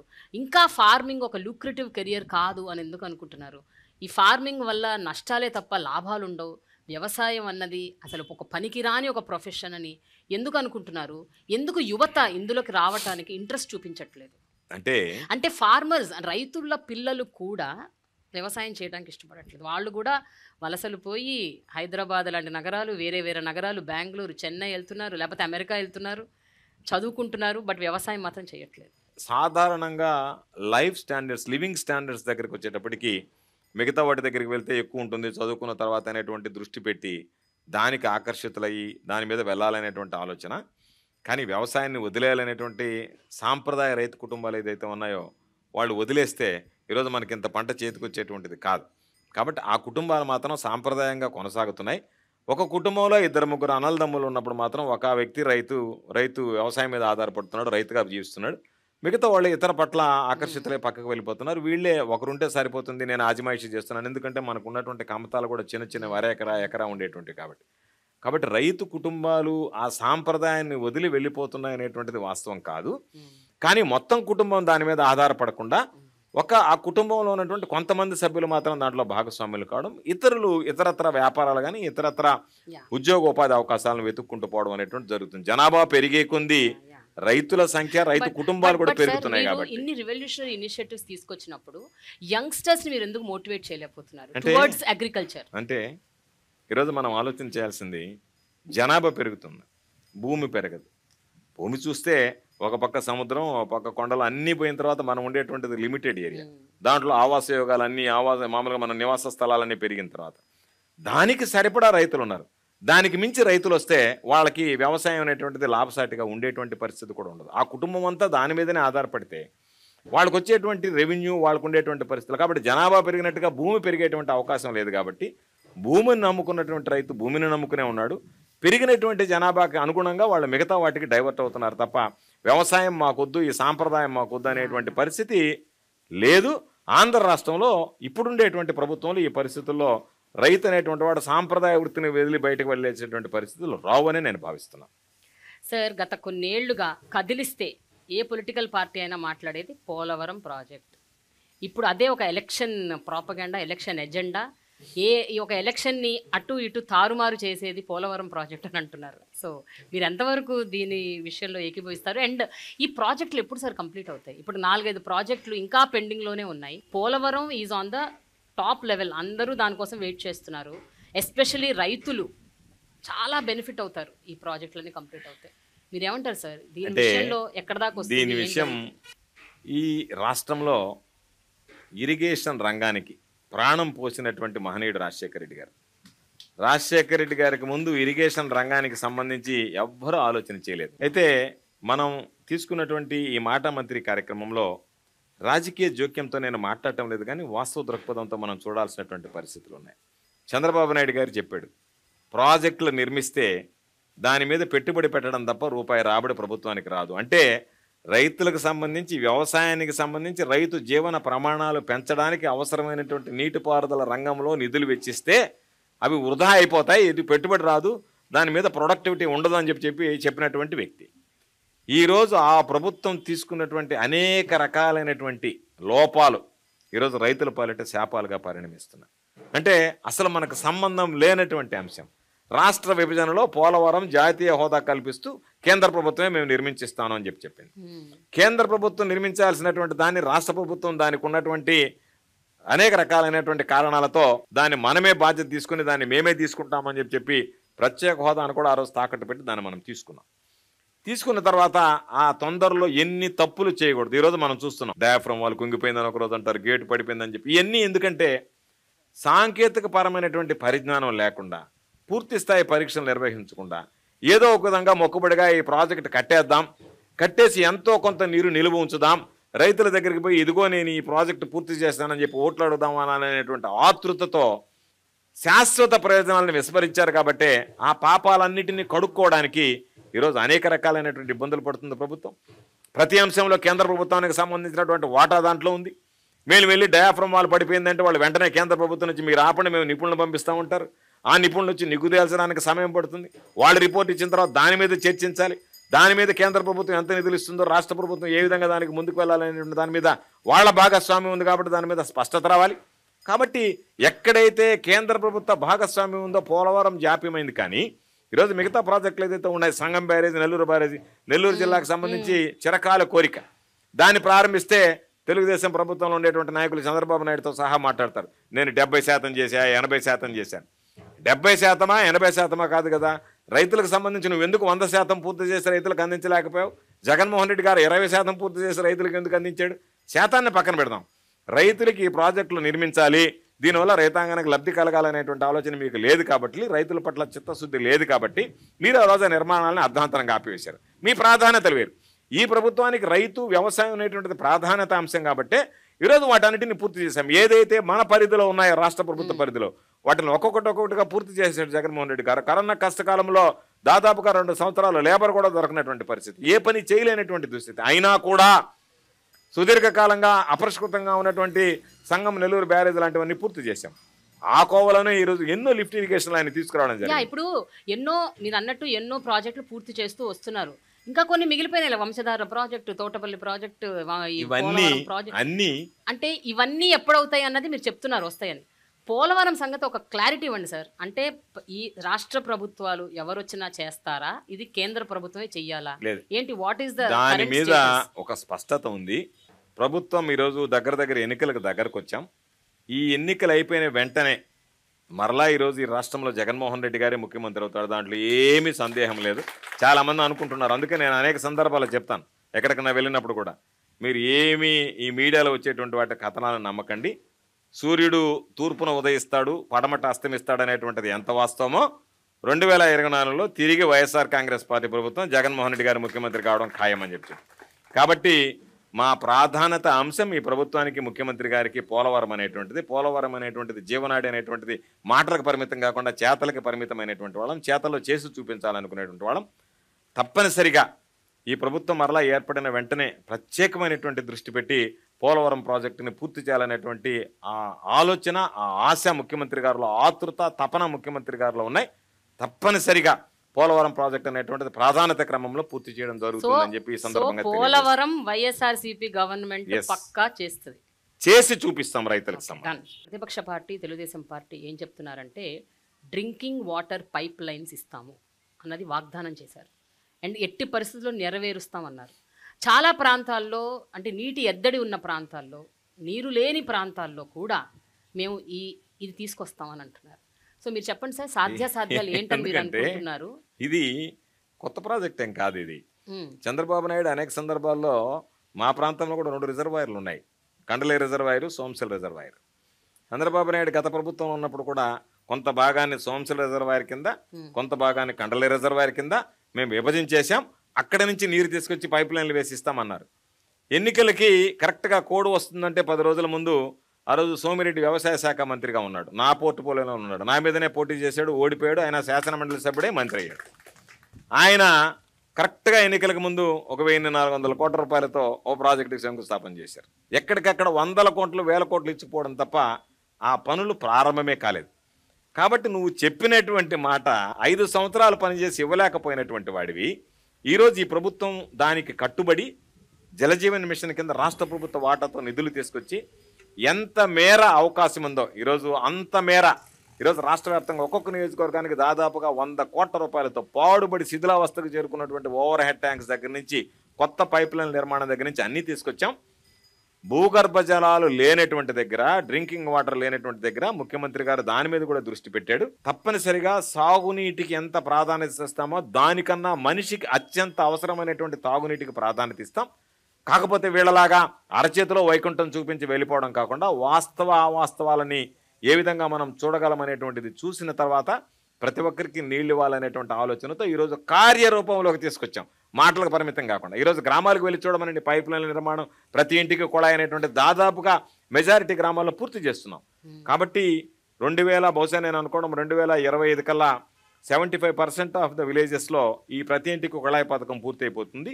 తప్పనిసరిగా జగన్మోహన్ రెడ్డి గారు దాన్ని పూర్తి చేస్తాడు. అంటే ప్రతిపక్ష పార్టీ ఆ వాగ్దానం చేసింది కాబట్టి మీరు కౌంటర్ స్టేట్మెంట్ ఇస్తున్నారా, లేకపోతే నిజంగా అంటే చేద్దామని మీరు చెప్పి విఫలమయ్యారు? చెప్పకుండానే మనం ప్రారంభించాం. అది మాకున్నటువంటి క్రెడిబిలిటీ, ఈ ప్రభుత్వానికి ఉన్నటువంటి క్రెడిబిలిటీ, జగన్మోహన్ రెడ్డి గారికి ఉన్నటువంటి క్రెడిబిలిటీ. మేము ఇస్తాము అని చెప్పి ఎన్నికలకు ముందు శంకుస్థాపనలు చేశారు. ఏ మాట చెప్పకున్నా సరే ఈరోజు పనులు జరుగుతున్నాయి. సార్, కొన్ని రాజకీయాలకు సంబంధించిన ప్రశ్నలు, అలాగే ఇప్పుడు ఎలక్షన్స్ దగ్గర పడుతున్నాయి కాబట్టి వాటికి సంబంధించిన ప్రశ్నలు అడిగే ముందు ఇక్కడ కొంతమంది రైతులు ఉన్నారు, వీళ్ళు మీతో మాట్లాడదాం అనుకుంటున్నారు. లక్ష్మీ నరసయ్య, వత్సవాయి మండలం భీమవరం గ్రామం నుంచి వచ్చానండి. మిర్చి రైతునండి నేను. నాకు గత సంవత్సరంలో 4 ఎకరాలు మిర్చి వేస్తే బ్లాక్ ట్రిప్స్ వచ్చి మిర్చి మొత్తం డ్యామేజ్ అయింది సార్. జగన్మోహన్ రెడ్డి గారు ఇన్సూరెన్స్ చేయటం వల్ల నేను మళ్ళీ వ్యవసాయం చేసి మీ దగ్గరికి రాగలిగాను సార్. Thank you sir. ఎంత నష్టపోయారు? నాకు 2 లక్షలు ఇన్సూరెన్స్ వచ్చింది. ఓకే. ఎప్పుడు కూడా ఏ ప్రభుత్వం ఇవ్వనంట దాదాపుగా 2987 కోట్లు ఒక్క సంవత్సరంలో ఇచ్చినటువంటి ఇన్సూరెన్స్ మొత్తం 2987 కోట్లు. ఏ ప్రభుత్వం ఒక్క సంవత్సరం కాదు 4 సంవత్సరాలు 5 సంవత్సరాల కార్బన్ మిత్రులు కూడా ఇవ్వనంత. అది కేంద్ర ప్రభుత్వ భాగస్వామ్యం లేకుండా మొత్తం రాష్ట్ర ప్రభుత్వం భరించి ఇచ్చినటువంటి మిర్చి పైరు పుట్టిన తర్వాత ఫస్ట్ సారి ఇన్సూరెన్స్ ఇచ్చి ఏకైక వ్యక్తి జగన్మోహన్ రెడ్డి గారు అండి. ఎస్. ఓకే. బొమ్మారెడ్డి, మాది కృష్ణా జిల్లా కంకిపాడు మండలం చలేంద్రపాలెం గ్రామం. పంట చాలా సార్లు తుఫాన్లు వచ్చి చాలా నష్టాలు వచ్చినాయి. కానీ జగన్మోహన్ రెడ్డి గారు వచ్చిన తర్వాత ₹1,00,000 పొసుకేస్తే రైతులు ఇదేంటి ₹1,00,000 మా పేరు పడతాం ఏంటి బ్యాంకులో అని ఆశ్చర్యపోయారు. మాగాటికి ₹6,000 వేశారు చిన్నగా గాలి వచ్చి పడిపోతే. ఇదేంటి ₹6,000 మా అకౌంట్లో పడినాయి, ఇది జగన్మోహన్ రెడ్డి గారు వేశారా, అసలు ఏంటి ఇదంతా, అసలు ఏంటి జగన్మోహన్ రెడ్డి ₹1,00,000 అర్థం ఏంటి పశువుకు, అసలు అరటికి పడిపోతే ₹10,000 వేశారు. ఇక జగన్మోహన్ రెడ్డి గారు ప్రభుత్వం వచ్చిన తర్వాత రైతాంగం అంతా చాలా హాయిగా ఉన్నారు. వ్యవసాయం ఇంకా చదువుకున్న వాళ్ళు కూడా వచ్చి వ్యవసాయం చేయాలని మంచి కోరికగా ఉన్నారు. నిజం. మా ఊర్లో జర్మనీ వెళ్ళి విద్యాసాగర్ రెడ్డి అనే అక్కడ జర్మనీలో ఎంఎస్ చేసి వచ్చి ఇక్కడ వ్యవసాయం చేస్తున్నాడు మా ఊళ్ళో. చాలామంది మా ఊళ్ళో చదువుకున్న వాళ్ళంతా హైదరాబాదు అట్టా ఉద్యోగాలు చేసి వచ్చిన వాళ్ళంతా వ్యవసాయానికి అలా వ్యవసాయం చేస్తున్నారు. సొంత భూములు కౌలు తీసుకుని కూడా వ్యవసాయం చేస్తున్నారు. ₹1 కూడా మీరు కట్టాల్సినటువంటి పని లేకుండా ఉచిత పంటల బీమా కింద వచ్చినటువంటి. అవును. అందుకనే మీకు తెలియకుండా అకౌంట్ లో పడింది కాబట్టి తెలియదు, రూపాయి కూడా కట్టలేదు కాబట్టి ఆశ్చర్యంగా ఉంటుంది. మా చేనుకాడికి వచ్చి పంట ఎప్పుడు నమోదు చేశారో మాకే తెలియదు, మా అకౌంట్ ఎప్పుడు తీసుకున్నా మాకే తెలియదు. ఇంత పంట నష్టపోయింది కాబట్టి నీకు 4 ఎకరాల భూమి ఉంది, ₹4,00,000 పడి, ₹5,00,000 పడి, ₹1,00,000 పడ్డాయి, ₹50,000 పడ్డాయి. కౌలు రైతుకు కూడా ₹50,000 పడ్డాయి, ₹1,00,000 పడ్డాయి. చాలా ఆశ్చర్యకరమైన విషయం. అసలు ఎప్పుడు ఏ ముఖ్యమంత్రి వ్యవసాయం పుట్టిన తర్వాత అసలు ఎప్పుడు ఏ ముఖ్యమంత్రి ₹1,00,000 వేస్తామనేది అసంభవమైన విషయం. 2వ సంవత్సరం మళ్ళీ పంట నష్టం వచ్చింది, మళ్ళీ ₹75,000 వేశారు. మళ్ళీ 2వ సంవత్సరం మినుముకి మళ్ళీ వాన కురిచి పోయిన సంవత్సరం వచ్చి ఎకరానికి ₹3,000 వేశారు. మళ్ళీ చాలా సంతోషంగా ఉంది. రైతు భరోసా కేంద్రాలు బాగా పనిచేస్తున్నాయా? బాగా పనిచేస్తున్నాయండి. బాగా మీకు ఉపయోగపడుతున్నాయా? బాగా ఉపయోగపడుతున్నాయి. మొన్న మా ధాన్యం తడిచిపోతే నన్ను చెప్పారు, రైతు భరోసా కేంద్రానికి చెప్పాను, వాళ్ళే వచ్చి స్వయంగా మా ధాన్యం వాళ్ళే తీసుకెళ్లారు, ముఠా కూడా వాళ్ళే పంపించారు. మేము రైస్ మిల్ కాడికి వెళ్ళాల్సిన పని లేదు. ఇదో రైస్ మిల్ కాడికి వెళ్ళిన తర్వాత బేరాలు అడిగేవాళ్ళు, 400కి ఇస్తావా, ₹1,000 ఇస్తావా, ₹1,100కి ఇస్తావా అని. నాకేం సంబంధం అయ్యా, నేను ఎందుకు వస్తానయ్యా, నాకేం సంబంధం, మీరు తీసుకెళ్ళి మీరే అమ్మండి అయ్యా అని చెప్పాను నేనే. ఆ సిస్టమ్ తీసుకొచ్చినటువంటి వాడు జగన్మోహన్ రెడ్డి గారు. నేరుగా వెళ్ళావా, నీ కాటా వేయించుకున్నావా, అయిపోయింది, నీ పని వెళ్ళిపో, దాని మీద రాస్తాడు, నువ్వు ఎక్కడికి వెళ్ళాల్సినటువంటి పని లేదని. ఆ బాధ్యత అంతా అధికారులకు తీసుకెళ్లి వాళ్ళే అక్కడ దించుకొని ఇచ్చిన తర్వాత మీ అకౌంట్ లో డబ్బులు. అవునండి. మాది నందిగా మండలం కొండూరు అండి, జగ్గేపేట కాన్స్టిట్యూన్సీ అండి. మీ పేరు? ఎన్టీఆర్ జిల్లా దేవినేని రామారావు అండి. నేను 2020 నుంచి వ్యవసాయం చేస్తున్నానండి. మాకు సొంతం ఒక 20 ఎకరాలు ఉంది. నేను 30 ఎకరాలు మళ్ళీ కౌలుకి చేస్తామండి. మరి 30 ఎకరాలను ప్యాడీ వేస్తాను, ఒక 10 ఎకరాలను మిర్చి వేస్తాను, ఒక 8 ఎకరాలను పసుపు వేస్తామండి.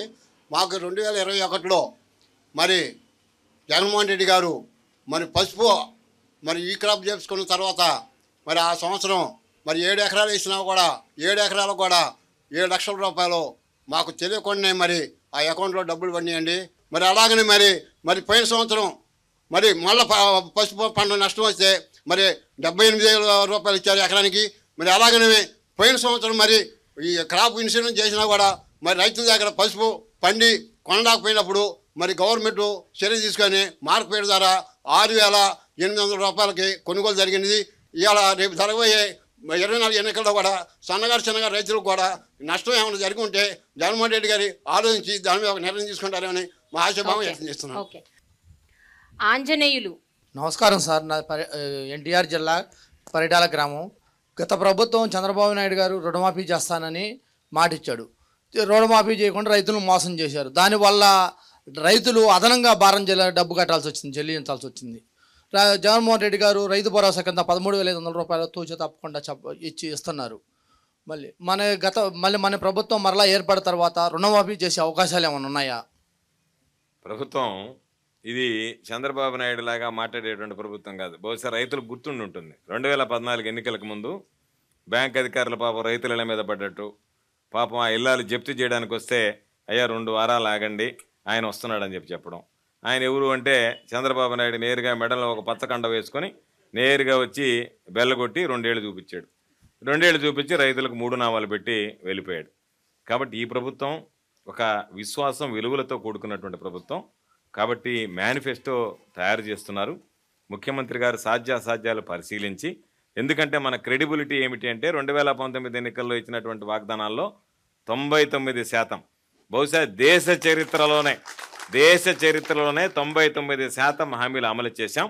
కాబట్టి మరలా అదే విశ్వసనీయతను కొనసాగించే పందాలో అన్ని రకాలైనటువంటితో పాటు రైతుల మీద ప్రత్యేకమైనటువంటి దృష్టి పెట్టి రైతులకు ఎంత మేర మనం సహాయపడగలం అనేటువంటి దాని మీద ముఖ్యమంత్రి గారు ఆలోచన చేస్తున్నాడు.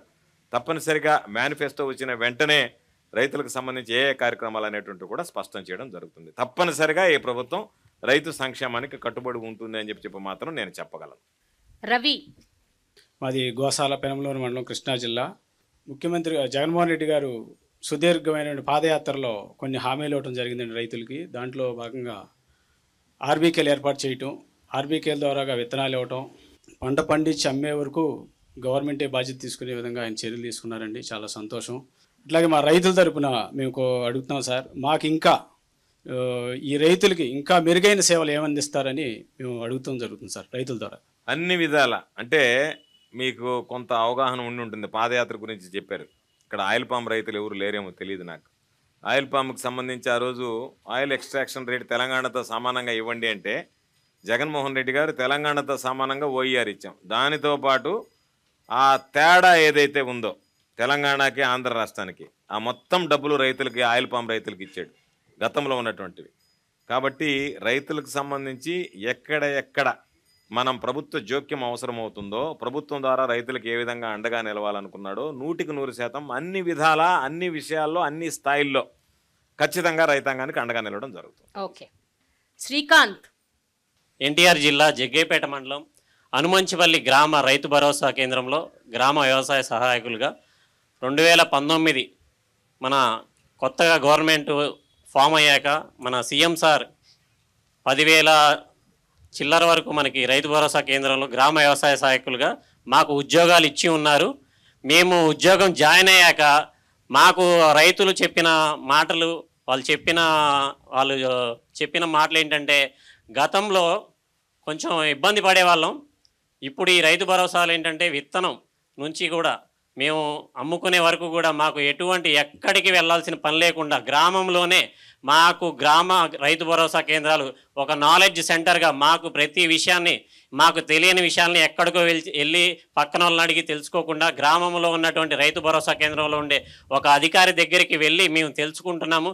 మేము వచ్చాక ప్రతి క్షేత్రానికి, రైతు క్షేత్రానికి వెళ్ళి అతను కౌలు రైత, భూ యజమాన, ఏ సర్వే నెంబరు, ఏ ఎక్స్టెంటు, ఎంత కౌలు చేస్తున్నాడు అనేది మేము పారదర్శకంగా ఎవరో చెప్పింది కాకుండా రైతు దగ్గరికి వెళ్ళి అతని వివరాలు తీసుకొని వాళ్ళ ఆధార్ కార్డు ఎవరో చెప్పింది విని వాళ్ళ పేరు మీద వీళ్ళ పేరు మీద కాకుండా వాళ్ళ భూమికి వెళ్ళి మేము ఫోటో చూసి పంట ఏదైతే ఉందో, మేము మిర్చి వేసాడా, వరి వేసాడా, పత్తి వేసాడా అని మేము చూసి డిజిటల్గా క్రాప్ అనేది ఫోటో తీసి, అలా ఫోటో తీసి వదిలేయటమే కాకుండా మళ్ళీ రైతు వచ్చి ఇదిగో మీ వివరాలు ఈ నమోదు చేశాం, ఈ విధంగా మీ ఇన్ని ఎకరాల్లో ఈ పంట సాగు అయిందని ఆ రైతుకి తెలియపరిచి మేము ఆ రైతు అంగీకారం అంటే ఏలిముద్ర లేదా ఓటీపీ, చదువుకున్న వ్యక్తి ఆధార్ లింక్ అయితే మాకు దగ్గరగా అవైలబుల్గా లేకపోతే ఆ ఓటీపీ ద్వారా లేదా వేలిముద్ర ద్వారా అతను ధృవీకరిస్తే పంట నమోదు జరిగినట్టు. ఇలా నమోదైతే ఈ క్రాప్ ప్రాతిపాదికన ఏది ఉన్నా కూడా ఈ క్రాప్ అనేది మూలం కాబట్టి మన ప్రభుత్వం వచ్చాక పారదర్శకంగా ఈ క్రాప్ బేస్ ప్రకారమే ఏదైనా అందివ్వడం జరుగుతుంది. కావున ప్రతి ఒక్క రైతు కూడా నష్టపోకుండా ఈ గవర్నమెంట్ అనేది చాలా మేలు చేసి ఉపయోగపడుతుంది. దయాకర్, నేను 2016 నుంచి వ్యవసాయం చేస్తున్నాను. 2019 దాకా నాకు గవర్నమెంట్ నుంచి, అంతకుముందు గవర్నమెంట్ ఉందా, గవర్నమెంట్కి ఏ ఒక్క లబ్ధి నేను పొందలేదు సార్. 2019 నుంచి ఇప్పటి వరకు నేను 5 తపాలుగా రైతు భరోసా పొందాను సార్. అట్లాగే మాకు పంట నష్టం జరగటం వల్ల వచ్చిన అమౌంట్ మొత్తం కలిపి సార్ 2,40,000 ఇప్పటి వరకు నేను లబ్ధి పొందాను సార్ గవర్నమెంట్ నుంచి. ఇంకా అనేకమైన కార్యక్రమాలు గవర్నమెంట్ నుంచి జగన్మోహన్ రెడ్డి గారు చేయాలని, రైతులు ఇంకా చేయాలని నేను కోరుకుంటున్నాను సార్. ఓకే. సతీష్. పెనంకిప్రోలు మండలం గుమ్మడిదూరు గ్రామం నుంచి వచ్చానండి. నేను కస్టమ్ హైరింగ్ సెంటర్ ద్వారా ఒక హార్వెస్టర్ తీసుకున్నాను అండి. అది జగన్మోహన్ రెడ్డి గారి గవర్నమెంట్లో ఒక కస్టమ్ హైరింగ్ సెంటర్ ఒక 4 గ్రూపు ఫామ్ అయ్యి దానికి 8,80,000 రూపాయలు సబ్సిడీ ఇచ్చారు. ఆ సబ్సిడీ ద్వారా నేను వరి కోత మిషన్ తీసుకున్నాను అండి. ఈ వరి కోత మిషన్ ద్వారా మేము రైతులందరికీ కనీసం ఎకరం ఒక 3 రోజుల్లో పంట చేతికి వచ్చే విధంగా ప్లాన్ చేసుకొని రైతు భరోసా కేంద్రం ద్వారా విక్రయించుతున్నామండి. ప్లస్ నాదొక విన్నపం అండి, ఈ కస్టమ్ హైరింగ్ సెంటర్ ద్వారా ఒక గ్రూప్కి 4 సభ్యులకే ఈ సబ్సిడీ అనేది పరిమితం చేయకుండా ఇండివిజువల్గా టార్పాలిన్ పట్టాలు, power spares, implements, full wheels కానీ, కల్టివేటర్ కానీ ఇలా సకాలంలో అంటే ఒక 4 పరిమితం కాకుండా అందరికీ రైతులందరికీ అందించాలని కోరుకుంటున్నాను. అంటే కరెక్టే. మన ఆలోచన ఏమిటి అంటే ఒకే విడతలో అందరికి ఇవ్వడానికి ట్రాక్టర్లు కష్టమవుతాయి కాబట్టి రైతులకు అందుబాటులో తీసుకురావాలి కాబట్టి ఒక రైతు మిత్ర గ్రూప్ను ఏర్పాటు చేసి కస్టమ్ హైరింగ్ సెంటర్ పెట్టాలనే ఆలోచనతో పెట్టాం. గత ప్రభుత్వంలో రైతు రథం అని ఇచ్చేటువంటి వాళ్ళు, ఈ రైతు రథాలు ఎట్లాంటి వాళ్ళకి ఇచ్చారంటే, నేను వ్యవసాయ శాఖ మంత్రిగా ఈరోజు ఉన్నాను కదా, నా ముందు వ్యవసాయ శాఖ మంత్రిగా ఇంతకుముందు చెప్పినట్టుగా సోమిరెడ్డి గారు ఉండేవాడు. రైతులకు ఇచ్చేవాళ్ళు కాదు. ఎవడైతే వైఎస్ఆర్ కాంగ్రెస్ పార్టీ వాడు తెలుగుదేశం పార్టీ కండువా వేసుకుంటాడో వాళ్ళకి ఇచ్చారు. రైతు రథాలు రైతులకు ఇవ్వలేదు. ఇంకొకటి ఏంటంటే 6 లక్షల రూపాయలని ట్రాక్టర్కి ధర నిర్ణయించారు. 1.5 లక్ష సబ్సిడీ, 4.5 లక్ష రైతు కంట్రిబ్యూషన్, 6 లక్షలు. బహిరంగ మార్కెట్లో ఆ ట్రాక్టర్ ధర నేను చాలా మందికి 5 లక్షలకు ఇప్పించాను. అంటే 5 లక్షల రూపాయలు విలువ చేసేటువంటి ట్రాక్టర్ని రైతు రథం పేరిట 6 లక్షలు రేటు పెట్టి మీరు ఎవరి దగ్గర కొనాలి, ఎంతకి కొనాలి, ఏ మోడల్ కొనాలి, ఏ కంపెనీ కొనాలి అన్నీ వాళ్ళే నిర్ధారించి రైతు మీద 1,00,000 రూపాయలు భోంచేశారు. ఈ ప్రభుత్వం వచ్చిన తర్వాత రైతు మిత్ర గ్రూపులను ఏర్పాటు చేశాం. మీరందరూ కలిపి ఒక ఇది పెట్టుకోండి, హార్వెస్ట్ మిషన్ కానీ లేకపోతే ఇదని ఇచ్చాం. 375 మోడల్స్, రైతు ఏ మోడల్ కోరుకుంటే ఆ మోడల్ నేరుగా మీరు కొనుక్కున్నారు. 10% మీ డబ్బు, 40% సబ్సిడీ, 50% బ్యాంకు రుణం. ఈ 40% సబ్సిడీ అనేటువంటిది మీరు ఎవరి దగ్గర కొనుక్కున్నారు, ఏమి కొనుక్కున్నారు, ఎంత కొనుక్కున్నారు ఏం అవసరం లేదు. మీ 40% జగన్మోహన్ రెడ్డి గారు ఇక్కడ బటన్ నొక్కాడు, నేరుగా మీ ఖాతాలో జమ అయిపోయాయి. ఎక్కడ ఏమి లావాదేవీలు కానీ కమిషన్లు కానీ మధ్యలో వ్యవహారం లేకుండా. చెప్పింది యాక్చువల్ గా మా ఊర్లో మా విలేజ్ లో జరిగింది సార్. టీడీపీ గవర్నమెంట్ లో మా విలేజ్ లో జరిగింది. మేము కల్లారు చూసాము. అది అంటే అనేది ఈ సబ్సిడీ అనేది ఒకరికే పరిమితం, అందుకనే ఎక్కువ మందికి ఇవ్వాలనే. కాకపోతే బడ్జెట్ని సంబంధించి ఎంత ఎక్కువ మందికి ఇవ్వగలమనేటువంటిది ఆలోచన చేస్తా గ్రూపులుగా పెట్టాం. 10 మందికైనా ఉపయోగపడుతుంది అని చెప్పి తప్పనిసరిగా రాబోయేటువంటి రోజుల్లో వాటి సంఖ్య మాక్సిమం పెంచడానికి ప్రయత్నం చేస్తాం. ఇండివిజువల్ ఇంప్లిమెంట్స్ ఇవ్వడానికి ప్రయత్నం చేస్తాం. హెవీ మిషనరీ కాకుండా అన్ని tractors, sprayers, battery sprayers, power sprayers, tarpaulins ఇవ్వాల్సింది. కాకపోతే కాస్త జాప్యమయ్యాయి. తప్పనిసరిగా నెక్స్ట్ సీజన్లో అవి ఇచ్చేస్తాం. Okay sir, thank you. ఇక్కడ చిట్టీల ద్వారా ఓన్లీ మగవాళ్ళ పేర్లే వచ్చాయి. అదేమిటో ఆడవాళ్ళు ఎవరైనా ఒక్కళ్ళు మాట్లాడితే మనం ఈ క్వశ్చన్ రౌండ్ ఫినిష్ చేసేసి నెక్స్ట్ పొలిటికల్ రౌండ్కి వెళ్దాం సార్. నా పేరు కోటేశ్వరమ్మ, ఎన్టీఆర్ జిల్లా గంపలగూడెం మండలం మేడూరు గ్రామం నుంచి వచ్చాను. నేను మహిళా రైతుని. నా పొలంలో నాకున్నటువంటి 2 ఎకరాల్లో న్యాచురల్ ఫార్మింగ్ చేస్తున్నానండి. దానిలో వరి పొలము, వరి 1 ఎకరా వేసాను, పత్తి 1 ఎకరా వేసానండి. నేను 5 సంవత్సరాలుగా ప్రకృతి వ్యవసాయం చేస్తున్నాను.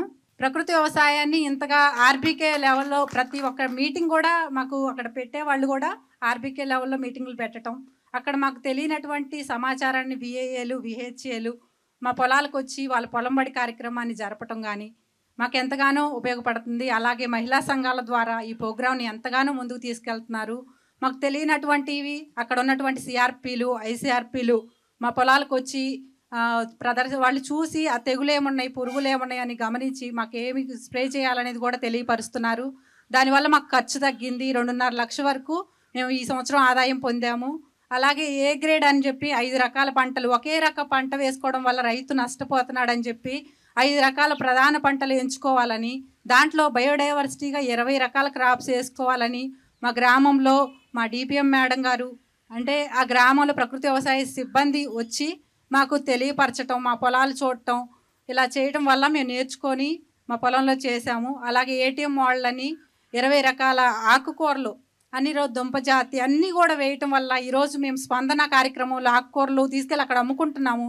దానివల్ల మాకు ప్రతి నెల ఒక 30,000 వరకు మేము ఆదాయం అదనంగా పొందుతున్నాము. ఈ విధంగా ఈ న్యాచురల్ ఫార్మింగ్ని ముందుకు తీసుకెళ్తున్నందుకు మంత్రివర్యులకి అలాగే మన సీఎం గారికి జగనన్న గారికి చాలా ప్రోత్సాహం. అలాగే నా కుటుంబం తరపున కూడా ఆయనకి ధన్యవాదాలు తెలుపుతున్నాను. నా పిల్లల చదువుల విషయంలో అమ్మఒడి కానీ అలాగే మాకు రైతు భరోసా పడుతుంది, దాన్ని నేను పెట్టుబడిగా పెట్టుకుంటున్నాను. నా ఖర్చులు తగ్గించుకోగలుగుతున్నాను ఈ న్యాచురల్ ఫార్మింగ్ చేయడం వల్ల. మీ అందరికీ నా ధన్యవాదాలు సార్. మీకు ముఖ్యంగా ధన్యవాదాలు సార్. Thank you. కోటేశ్వరమ్మ గారు ఒక మాట చెప్పారు, వాల్యుబుల్ పాయింట్. సాధారణంగా ఏటీఎం అంటే ఎనీ టైం మనీ, అంటే 24 గంటలు 365 రోజులు డబ్బు వచ్చేది. ఆ మోడల్ ఆమె ఎంచుకున్నటువంటి మోడల్. సాధారణంగా మనం చాలామంది ఖరీఫ్ రబీ అని 2 తెలుసు, 3 ఉండే సీజన్స్, ఖరీఫ్ రబీ జైద్. 3 సీజన్లలో ఎప్పుడు కావాలన్నా సరే వేసినటువంటి పంటల్లో ఒక పంట ఆగిపోతే రెండో పంట మళ్ళీ అందుబాటులోకి వస్తుంది. కాబట్టి రైతులకి పని అంటే మంచి వాతావరణంలో పని చేసుకోవడం, మంచి ఉత్పత్తి, డబ్బు, దానితో పాటు గిట్టుబాటు ధర, ఇవన్నీ ఉండేటువంటి మోడల్ ఏటీఎం మోడల్ ఎంచుకునేది. కాబట్టి హ్యాపీగా చాలామంది ఈరోజు ఏటీఎం మోడల్ పట్ల వస్తున్నారు. చాలా సంతోషం అమ్మా. నువ్వు న్యాచురల్ ఫార్మింగ్ గురించి చాలా బాగా చెప్పావు. నీ ప్రశ్నే ఇందాక మన ప్రేమ గారు అడిగిన దానికి సమాధానం. అంటే ఈ రాష్ట్రంలో న్యాచురల్ ఫార్మింగ్ ఏ విధంగా ఉందని చెప్పడానికి 3,600 రైతు భరోసా కేంద్రాలు దాన్ని విస్తరించాం. త్వరలో మొత్తం మన దగ్గర ఉన్న 10,778 కేంద్రాలు మొత్తం రాష్ట్ర వ్యాప్తంగా కూడా దాన్ని విస్తరించడానికి ప్రయత్నం చేస్తున్నాం. Very good. నాకు చాలా హ్యాపీగా ఉంది కోటేశ్వరమ్మ మీరు మాట్లాడుతుంటే. ప్రతి ఆర్బీకేలో కూడా ఇది ఒక ఫార్మర్ సైంటిస్ట్ని తీసుకొస్తున్నారు, మెంటర్స్ని తీసుకొస్తున్నారు, ఒక అకాడమీని తీసుకొచ్చారు. ఈ జగన్ గారి ప్రభుత్వంలోనే ఇదంతా జరుగుతుందని చెప్పుకోవడానికి మేము ఎంతో సంతోషిస్తున్నాం మేడం. దానికి సంబంధించి ఈ దేశంలో ఎక్కడా లేదు, ప్రపంచంలో కూడా ఎక్కడా లేదు. న్యాచురల్ ఫార్మింగ్ మీద యూనివర్సిటీ తీసుకురావాలనేటువంటి ఆలోచన ఉంది ఈ రాష్ట్రానికి. ముఖ్యమంత్రి గారికి యూనివర్సిటీని తీసుకురావాలనే ఆలోచన. సార్ ఇప్పుడు కాస్త రాజకీయాలు మాట్లాడుకుందాం. సార్ సర్వేపల్లి నియోజకవర్గం మీ అడ్డా, మీరు అక్కడి నుంచి గెలుస్తూ వస్తున్నారు. అండ్ కాకపోతే ఈసారి ఏదో చాలా టఫ్ ఫైట్ లాగా ఉన్నట్టుంది. కాంగ్రెస్ నుంచి చిత్తూరు వెంకటశేషారెడ్డి, తెలుగుదేశం పార్టీ నుంచి ఆనం వెంకటరమణారెడ్డి, ఇద్దరు చాలా స్ట్రాంగ్ కంటెస్టెంట్స్. మీకు ఏమనిపిస్తుంది సార్ ఈసారి ఎలక్షన్ ఎలా ఉండబోతుంది? ఎలక్షన్లో నేను ఎప్పుడు టెన్షన్ ఫీల్ గాను. నేను పోటీకి సిద్ధపడ్డ తర్వాత నా మీద ఎవరు పోటీ చేస్తారనేది నేను ఆలోచన చేయాలి. నేను పోటీ చేయాలని నిర్ణయం తీసుకున్నా. నేను పోటీ చేస్తాను. నాకు ప్రజల పట్ల అచంచలమైనటువంటి నమ్మకం, విశ్వాసం ఉంది కాబట్టి నన్ను గెలిపిస్తారని నేను నా ప్రత్యర్థిని గురించి ఎప్పుడూ ఆలోచన చేయను. జగన్మోహన్ రెడ్డి గారి పక్కన ఎంతమంది చేరినా జగన్మోహన్ రెడ్డి గారు 1 అనే సంఖ్య ఉన్నన్ని రోజులు ఎన్ని సున్నాలు చేరినా వాటికి ఆ విలువ పెరుగుతూ పోతూ ఉంటుంది ఆ సంఖ్యకి. అందుకని జగన్మోహన్ రెడ్డి గారి పక్కన జగన్మోహన్ రెడ్డి గారి బీఫామ్తో నిలబడేటువంటి ప్రతి ఒక్కడికి ఆ విలువ కలుస్తుంది. కాబట్టి ఆ విలువ జోడింపు ద్వారా అందరూ మరలా ఈరోజు మనం అనుకున్నట్టుగా 150 మంది అనుకున్నాం. నా లెక్క ప్రకారం 175 మంది గెలిచినా కూడా పెద్ద ఆశ్చర్యపడాల్సినటువంటి అవసరం లేదు. ఓకే సార్, మీ నియోజకవర్గంలోని ప్రతిపక్ష నేత సోమిరెడ్డి చంద్రమోహన్ రెడ్డి, ఆయన కొన్ని దఫాలుగా ఆయన తెలుగుదేశం గవర్నమెంట్ ఉన్నప్పుడు అగ్రికల్చర్ మినిస్టర్గా చేశారు. ఆయనకు అగ్రికల్చర్ మీద ఉన్నంత పట్టు ఎవరికీ లేదు అని ఆయన మీద ఆయనకున్న ఒక ఆత్మవిశ్వాసం. మీరు ఒక అగ్రికల్చర్ మినిస్టర్గా మీకు అంత సత్తా లేదు అన్నది ఆయన ఒపీనియన్. అలాగే మీ మీద చాలా ఎలిగేషన్స్ చేస్తారు ఆయన. మీరు భూ కబ్జాలు చేశారని, మీరు మాఫియా అని రకరకాలు అంటూ ఉంటారు ఆయన. అలాగే అగ్రికల్చర్ విషయంలో, వ్యవసాయం విషయంలో నిజంగా వైఎస్ఆర్సీపీ గవర్నమెంట్ పెద్దగా చేసింది ఏమీ లేదు అని ఆయన చాలా సందర్భాల్లో కొట్టిపడేశారు. ఇప్పుడు వ్యవసాయం తెలిసినటువంటి వ్యక్తి అయితే వ్యవసాయంలో ఏం జరుగుతుందనేటువంటిది గమనించగలడు. వ్యవసాయం పట్ల ఏమాత్రం అవగాహన లేనటువంటి వాడు సోమిరెడ్డి. ఆయన ఇంటి పక్కనే నకిలీ ఎరువులు కుంభకోణం జరిగింది. రైతులకు సంబంధించినటువంటి ఎరువులు కుంభకోణంలో సూత్రధార ఆయన. కాబట్టి ఒక వ్యవసాయ శాఖ మంత్రిగా పనిచేసేటువంటి వాడే రైతులకు నకిలీ ఎరువులు అమ్మినటువంటి వాడు. నేను అడుగుతున్నా సోమిరెడ్డిని. ఈరోజు నేను అనేక రకాలైనటువంటి చెప్పాం. ఆర్బీకే వ్యవస్థను గురించి చెప్పాం, ఫ్రీ క్రాప్ ఇన్సూరెన్స్ గురించి చెప్పాం, రైతులకు ఇన్పుట్ సబ్సిడీని గురించి చెప్పాం. అదేవిధంగా ఈరోజు మనం చేస్తున్నటువంటి అగ్రి ల్యాబ్స్ని గురించి చెప్పాం, ఫార్మ్ మెకనైజేషన్ గురించి చెప్పాం, మేము కమిషన్లు లేకుండా చేసినటువంటి పనుల గురించి చెప్పాం, స్టెబిలైజేషన్ ఫండ్ గురించి, అనేక రకాలైనటువంటి వాటి అగ్రి ల్యాబ్స్ని గురించి, పొలం బడుల గురించి, అన్నిటిని గురించి మనం మాట్లాడుకున్నాం, ఈరోజు డిస్కస్ చేసాం. తెలుగుదేశం పార్టీ జీవితంలో సోమిరెడ్డి వ్యవసాయ శాఖ మంత్రిగా ఒక్క కార్యక్రమం ఈరోజు మనం చేసినటువంటి కార్యక్రమాల్లో నేను నెరవేర్చానని చెప్పేటువంటి దమ్ము, ధైర్యం సోమిరెడ్డికి ఉందనేటువంటిది ఈ మాట మంత్రి కార్యక్రమం ద్వారా నేను సవాల్ విసురుతున్నా. ఇప్పటికే చెప్పా, చంద్రమోహన్ రెడ్డి లాంటి వాడు సరిపోడు, చంద్రబాబు నాయుడికి నేను వస్తా, తేదీ వేదిక సమయం నువ్వు ప్రకటిస్తే రాష్ట్రంలో నీ హయాంలో జరిగినటువంటి వ్యవసాయ రంగంలో వచ్చినటువంటి మార్పులు, మేము చేసినటువంటి అభివృద్ధి రైతులకు సంబంధించి చర్చించడానికి నేను సిద్ధంగా ఉన్నాను అంటే, నేనేమి ఈరోజు వ్యవసాయ శాఖ మంత్రిగా ఉన్నా, చంద్రబాబు నాయుడు ఓడిపోయినటువంటి ముఖ్యమంత్రి, మా ఇద్దరి స్థాయి ఒకటే దాదాపుగా. కాబట్టి ఈరోజు చంద్రబాబు నాయుడు కనుక వస్తే నేను సిద్ధంగా ఉన్నా, రైతుల సమక్షంలోనే తేల్చేద్దాం ఏ ప్రభుత్వం ఏ విధంగా పనిచేసింది అనేటువంటి దానికి. మరలా ఈరోజు చంద్రబాబు నాయుడికి ఈ కార్యక్రమం ద్వారా ఒక ఛాలెంజ్ విసురుతున్నా, మీరు వస్తే రైతులకు మీ హయాంలో ఏం జరిగిందో మా హయాంలో ఏం జరిగిందో అని చెప్పచ్చు. కాబట్టి దాని మీద అవగాహన లేనటువంటి వాడు, కేవలం విమర్శలకే పరిమితమైనటువంటి వాడు మాట్లాడేటువంటి మాటలను పట్టించుకో. ఈ ప్రభుత్వం ఏమి చేసింది అనేటువంటిది ప్రతి ఒక్క రైతుకి తెలిసినటువంటి విషయం. సోమిరెడ్డి సర్టిఫికేట్, చంద్రబాబు సర్టిఫికేట్ ఇలాంటి డిస్కషన్ డిబేట్ ఏమన్నా జరగాలంటే అది ఎలక్షన్స్ ముందే జరగాలి కదా సార్. ఇప్పుడు జరగాలనే కదా దాదాపుగా 4 రోజుల నుంచి 2 నెలల నుంచి పిలుస్తూనే ఉన్నాం. అనేక వేదికల మీద నుంచి పాత్రికేయుల సమావేశం పెట్టి పిలిచాం. దానికి చంద్రబాబు నాయుడు కనీసం వస్తాడో రాడో కూడా స్పందించడం లేదు. కాబట్టి చంద్రబాబు నాయుడుకి అంత ధైర్యం ఉంటే రమ్మనండి, మాట్లాడమనండి, చర్చిద్దాం, రైతులందరి సమక్షంలోనే చర్చిద్దాం. వాస్తవాలు ప్రజలు రైతులు తెలుసుకుంటారు. సార్ నాకు ఒక అబ్జెక్షన్ ఉంది సార్ ప్రస్తుత రాజకీయాల మీద. ఒక 2 దశాబ్దాలుగా రాజకీయాలు క్షీణిస్తూ వస్తున్నాయి. ఒక దశాబ్ద కాలంగా మరీ దారుణంగా తయారయ్యాయి. వ్యక్తిగత దూషణలు, అనవసరమైన పదజాలంతో ఏది పడితే అది మాట్లాడటం, స్టేజ్ ఎక్కారంటే అసలు ఇంకా బూతులే సార్, నోటికి ఏదొస్తే అది మాట్లాడుతున్నారు. అన్ని రాజకీయ పార్టీలు అలాగే ఉన్నాయి. సో దీని గురించి మీరు ఏమంటారు సార్? రాజకీయాలు అంటేనే భయం వేసి, రాజకీయాలకు ఎంత దూరంగా ఉంటే అంత మంచిది అని అనుకునే యంగ్స్టర్స్కి మీరు ఏం చెప్తారు? బికాస్ చాలా మంది they want to come in to politics but they are scared because of this. మాది రాజకీయ నేపథ్యం ఉన్నటువంటి కుటుంబం. మా తండ్రి 18 సంవత్సరాలు పంచాయతీ సమితి అధ్యక్షుడిగా పనిచేశాడు. ఆ రోజుల్లో సమితి అంటే అత్యంత పవర్ఫుల్గా ఉండే, తర్వాత మండలాలు అయ్యాయి. మా అమ్మగారు 25 సంవత్సరాలు గ్రామ సర్పంచ్గా పనిచేశారు. నేను 5 సంవత్సరాలు జిల్లా పరిషత్ చైర్మన్గా పనిచేశాను. బహుశా ఈ రాష్ట్రంలోనే ఒకే కుటుంబంలో తండ్రి, తల్లి, కొడుకు 3 అంచెల వ్యవస్థలో పనిచేశాం. గ్రామ స్థాయి, బ్లాక్ స్థాయి, జిల్లా స్థాయి అరుదైనటువంటిది. తర్వాత 2 సార్లు నేను ఎమ్మెల్యే అయ్యాను. ఈరోజు ఉన్నటువంటి రాజకీయాల్లో మీకున్నటువంటి మార్గం ఒకటే. ఎదుటివాడు బురదలో పొల్లాడేటప్పుడు మనం ఆ బురదలో పొర్లాడడానికో లేకపోతే వాడితో సిద్ధపడడానికో సిద్ధమైతేనే రాజకీయాల్లో ఉండాలి. లేదు అనుకుంటూ నువ్వు ఎంత దూరం వెళ్ళినా వాడు ఆ బురద నీ మీద విసురుతానే ఉంటాడు. కాబట్టి రాజకీయాల్లో ఉండాల్సినప్పుడు మనకుండేటువంటి ప్రత్యర్థి, నేను అనేక సందర్భాల్లో చెప్తాను, నా దౌర్భాగ్యం నాకున్నటువంటి ప్రత్యర్థి నేను. కాబట్టి హుందాగా రాజకీయాలు చేయాలన్నా చేయించడానికి కూడా అవకాశం లేదు. ఆ సంస్కృతి, అటువంటి సంస్కృతి ఈ రాష్ట్రంలో తీసుకొచ్చినటువంటి వాడు చంద్రబాబు నాయుడు అనేటువంటిది ఈ వేదిక ద్వారా స్పష్టంగా ధైర్యంగా చెప్పగలను నేను. అంతకుముందు ఎన్నడూ లేనటువంటిది. వాళ్ళని రకరకాలైనటువంటివి కేవలం కొన్ని సందర్భాలలో తెలుగుదేశం పార్టీ వాళ్ళు మైక్ తీసుకొని మహిళా ఎమ్మెల్యేలని, మహిళా మంత్రుల మీద వాడేటువంటి భాష సభ్య సమాజం చీకొట్టేటువంటి విధంగా, తలదించుకునేటువంటి విధంగా ఉంది. కాబట్టి ఈ వ్యవస్థలో పనిచేస్తున్నప్పుడు, ఈ వ్యవస్థలో అటువంటి ప్రత్యర్థులు, అటువంటి పార్టీలు ఉన్నప్పుడు తప్పనిసరి పరిస్థితుల్లో కామెంట్స్ చేస్తున్నారేమో తప్ప వైఎస్ఆర్ కాంగ్రెస్ పార్టీ సంస్కృతి కానీ, జగన్మోహన్ రెడ్డి గారి నాయకత్వం కానీ చాలామంది అనుకుంటారు అటువంటి వైఖరిని అవలంబించాలనేటువంటి ఆలోచన కాదు. మనం చాలా సందర్భాలు చూసాం. కానీ సార్ ఒకరు చేస్తున్నారని ఇంకోరు కాదు కదా, అది కాదు కదా, ఇది ఒక సైకిల్ కదండి. అది కాదు కదా. ఇప్పుడు మీరు నాతో మాట్లాడుతున్నారు, మీరు నాతో మాట్లాడేటప్పుడు మీరు నన్ను మాట్లాడకూడనటువంటి మాట మాట్లాడితే నేను మీకు సమాధానమైనా చెప్పాలి, లేదా ఇక్కడి నుంచి లేచి వెళ్ళిపోవాలి. ఉండేటువంటి 2 మార్గాలు.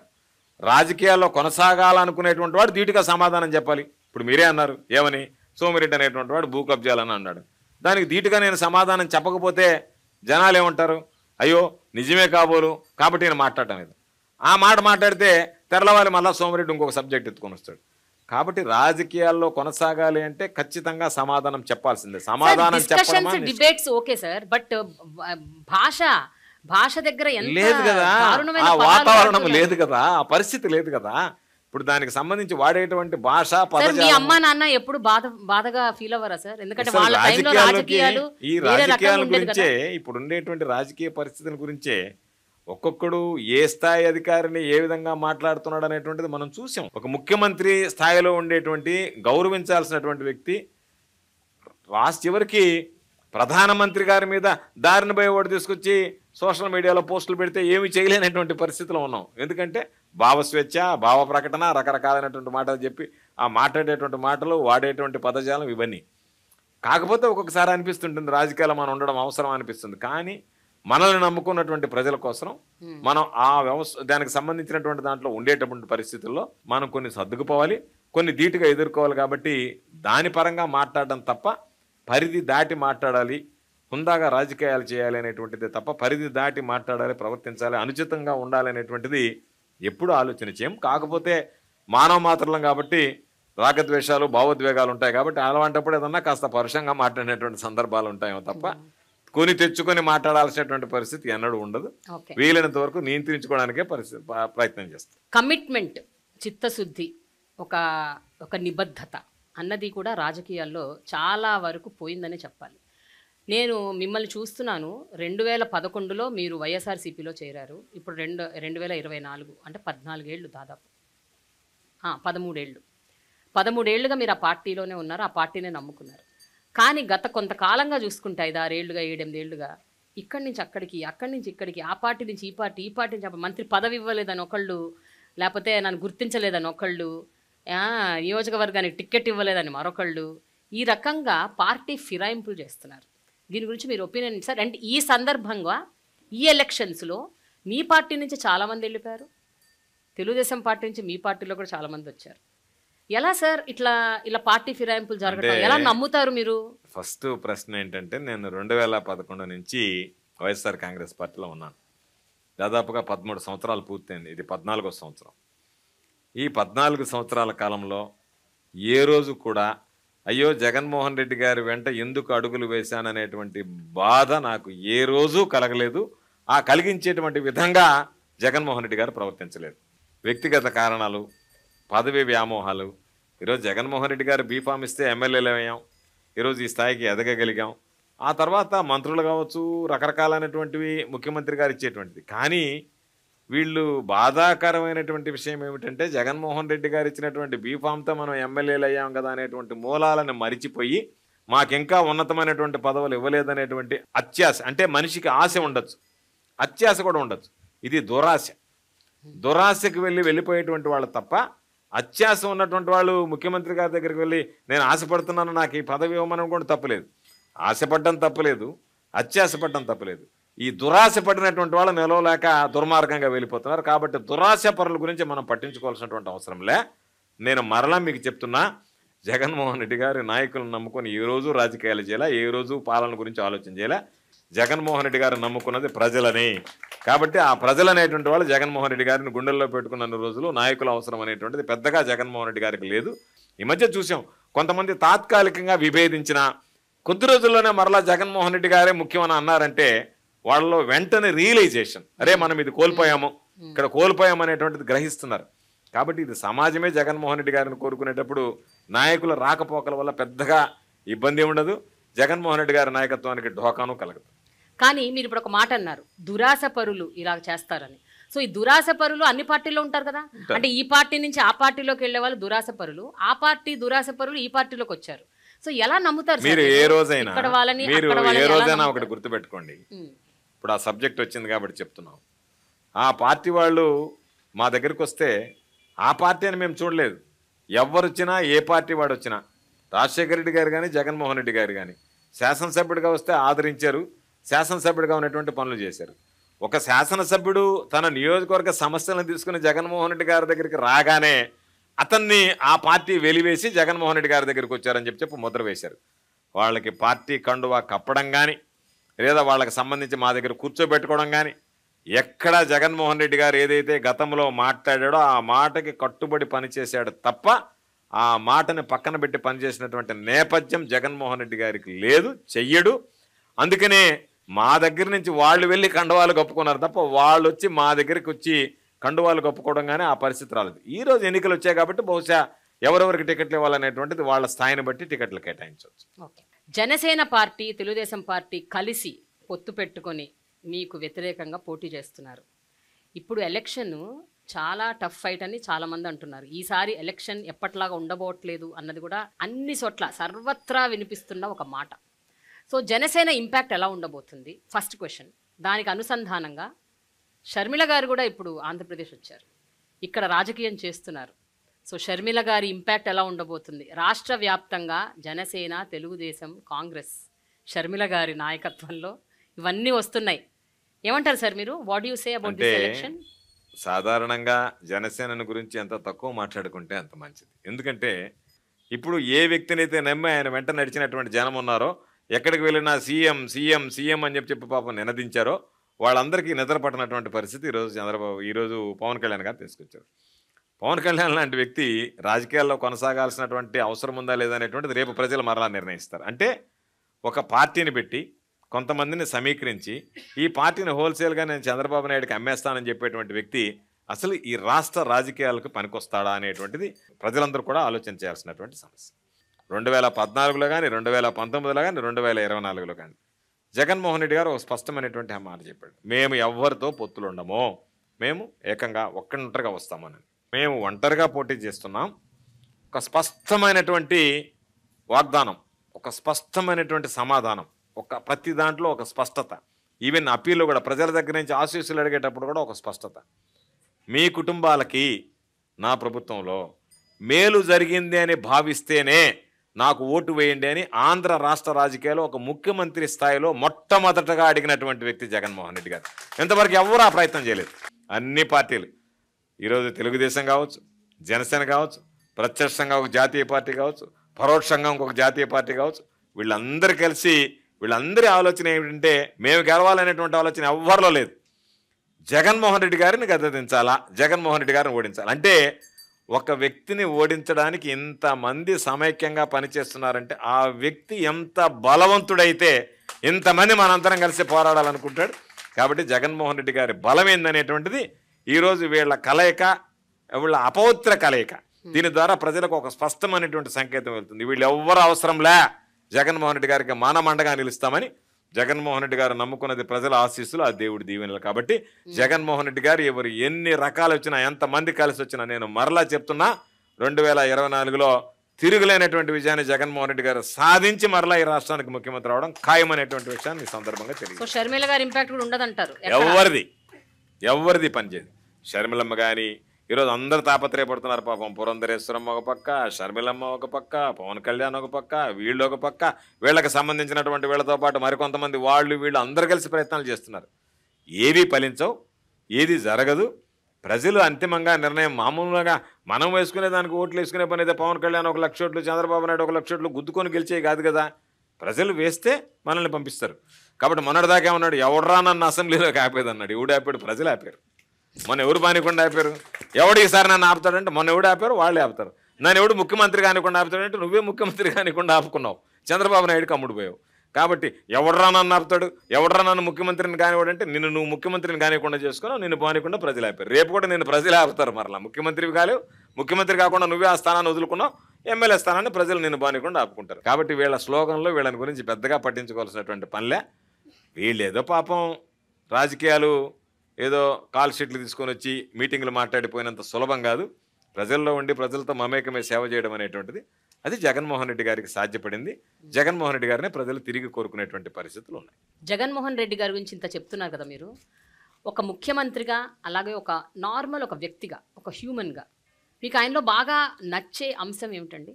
అంటే ఒక నాయకుడిగా ఏం నచ్చుతుంది, ఒక నార్మల్ పర్సన్గా ఏం నచ్చుతుంది చెప్పండి. మనిషి ఒక మాట ఇచ్చాడు అంటే దానివల్ల వ్యక్తిగతంగా ఎంత నష్టపోవడానికైనా సిద్ధపడతాడు తప్ప ఆ మాట వెనక్కి తీసుకోవడానికి ఇష్టపడడు అనేటువంటిది ప్రథమంగా ఆయన దగ్గర ఉన్నటువంటి నైజం. మాట ఇచ్చే ముందు ఆలోచన చేస్తాడేమో కానీ మాట ఇచ్చిన తర్వాత ఆయన నైజం ఆ మాటకి కట్టుబడి ఉండాలి అనేది. మనుషులని గుడ్డిగా ప్రేమించడం, అభిమానించడమే బహుశా ఆయన దగ్గర ఉన్నటువంటి బలహీనత నేను అనుకుంటున్నాను. కాబట్టి ఎంతమంది పాపం ఆయన మోసం చేసి ఒక్కొక్కరిగా పదవులు రాలేదని ఇంకొకటి రాలేదని వెళ్ళిపోయారు తప్ప జగన్మోహన్ రెడ్డి గారి దగ్గర ఈ క్వాలిటీ బాగలేదని చెప్పి వెళ్ళిపోయాడు అంటే అంతకన్నా దౌర్భాగ్యుడు. ఎందుకంటే వాడు దౌర్భాగ్యుడు, పోయినటువంటి వాడు జగన్మోహన్ రెడ్డి కాదు. జగన్మోహన్ రెడ్డి గారిని వదిలి వెళ్ళిపోయినటువంటి వాడు అత్యంత దౌర్భాగ్యుడి కింద లెక్క నా దృష్టిలో. ఇందాక మీరు ఒక మాట అన్నారు, 175 నియోజకవర్గాల్లో 175 మీకే వస్తాయని చెప్తున్నారు. సార్ ప్రతిపక్షాల్లో కొంతమంది ముఖ్యమైన నేతలన్నా ఉన్నారు కదా, అదే చెప్తున్నాను వాళ్ళకి కూడా రాదా? అదే చెప్తున్నాను ఒక్క నేను. సీట్ కూడా ఈరోజు రాదా? మీరు చూస్తే ఆ, మేము 175 అని చెప్పాము. ఈరోజు చంద్రబాబు నాయుడు గారు కుప్పంలో గెలవడని చెప్పాము. ఈరోజు నిన్నలోకి ఆమె వచ్చి నేను పోటీ చేస్తానని చెప్తుంది భువనేశ్వరి గారు. కాబట్టి ఆ సీట్లలోనే చంద్రబాబు నాయుడు లాంటి వాడే పోటీ చేయడానికి భయపడుతున్నాడంటేనే ఇది 175 సీట్లు కైవసం చేసుకోబోతుంది వైఎస్ఆర్ కాంగ్రెస్ పార్టీ అనే దానికి సంకేతమా కాదా అనేటువంటిది మనం అందరం ఆలోచన చేయాల్సినటువంటి సందర్భం. గత ప్రభుత్వంలో జరిగినటువంటి మేలు, ఇచ్చినటువంటి హామీలు, అమలైనటువంటి తీరు, ఈ ప్రభుత్వంలో ఇచ్చినటువంటి హామీలు, అమలైనటువంటి తీరు, ఇచ్చిన దానికన్నా ఎక్కువగా ఈరోజు మనకు అందజేశాడనేటువంటి నమ్మకం, విశ్వాసం, జగన్మోహన్ రెడ్డి గారు మాట చెప్తే తప్పడో, ఖచ్చితంగా మన ఇంటికి ఆ వస్తువులు అందుతాయి, మనకు ఆ పథకాలు, సంక్షేమ పథకాలు నెరవేరుతాయి అనేటువంటి నమ్మకం, విశ్వాసం ప్రజల్లో కలిగించగలిగినటువంటి నాయకుడు కాబట్టి తిరుగులేనటువంటి విజయాన్ని రేపు 2024 ఎన్నికల్లో మరలా నమోదు చేసుకోబోతున్నాడు. చూద్దాం. Let's see what will happen. Elections is coming soon. చూద్దాం ఏం జరుగుతుందో. థ్యాంక్ యూ సో మచ్ అండి. Thanks a lot. నమస్తే.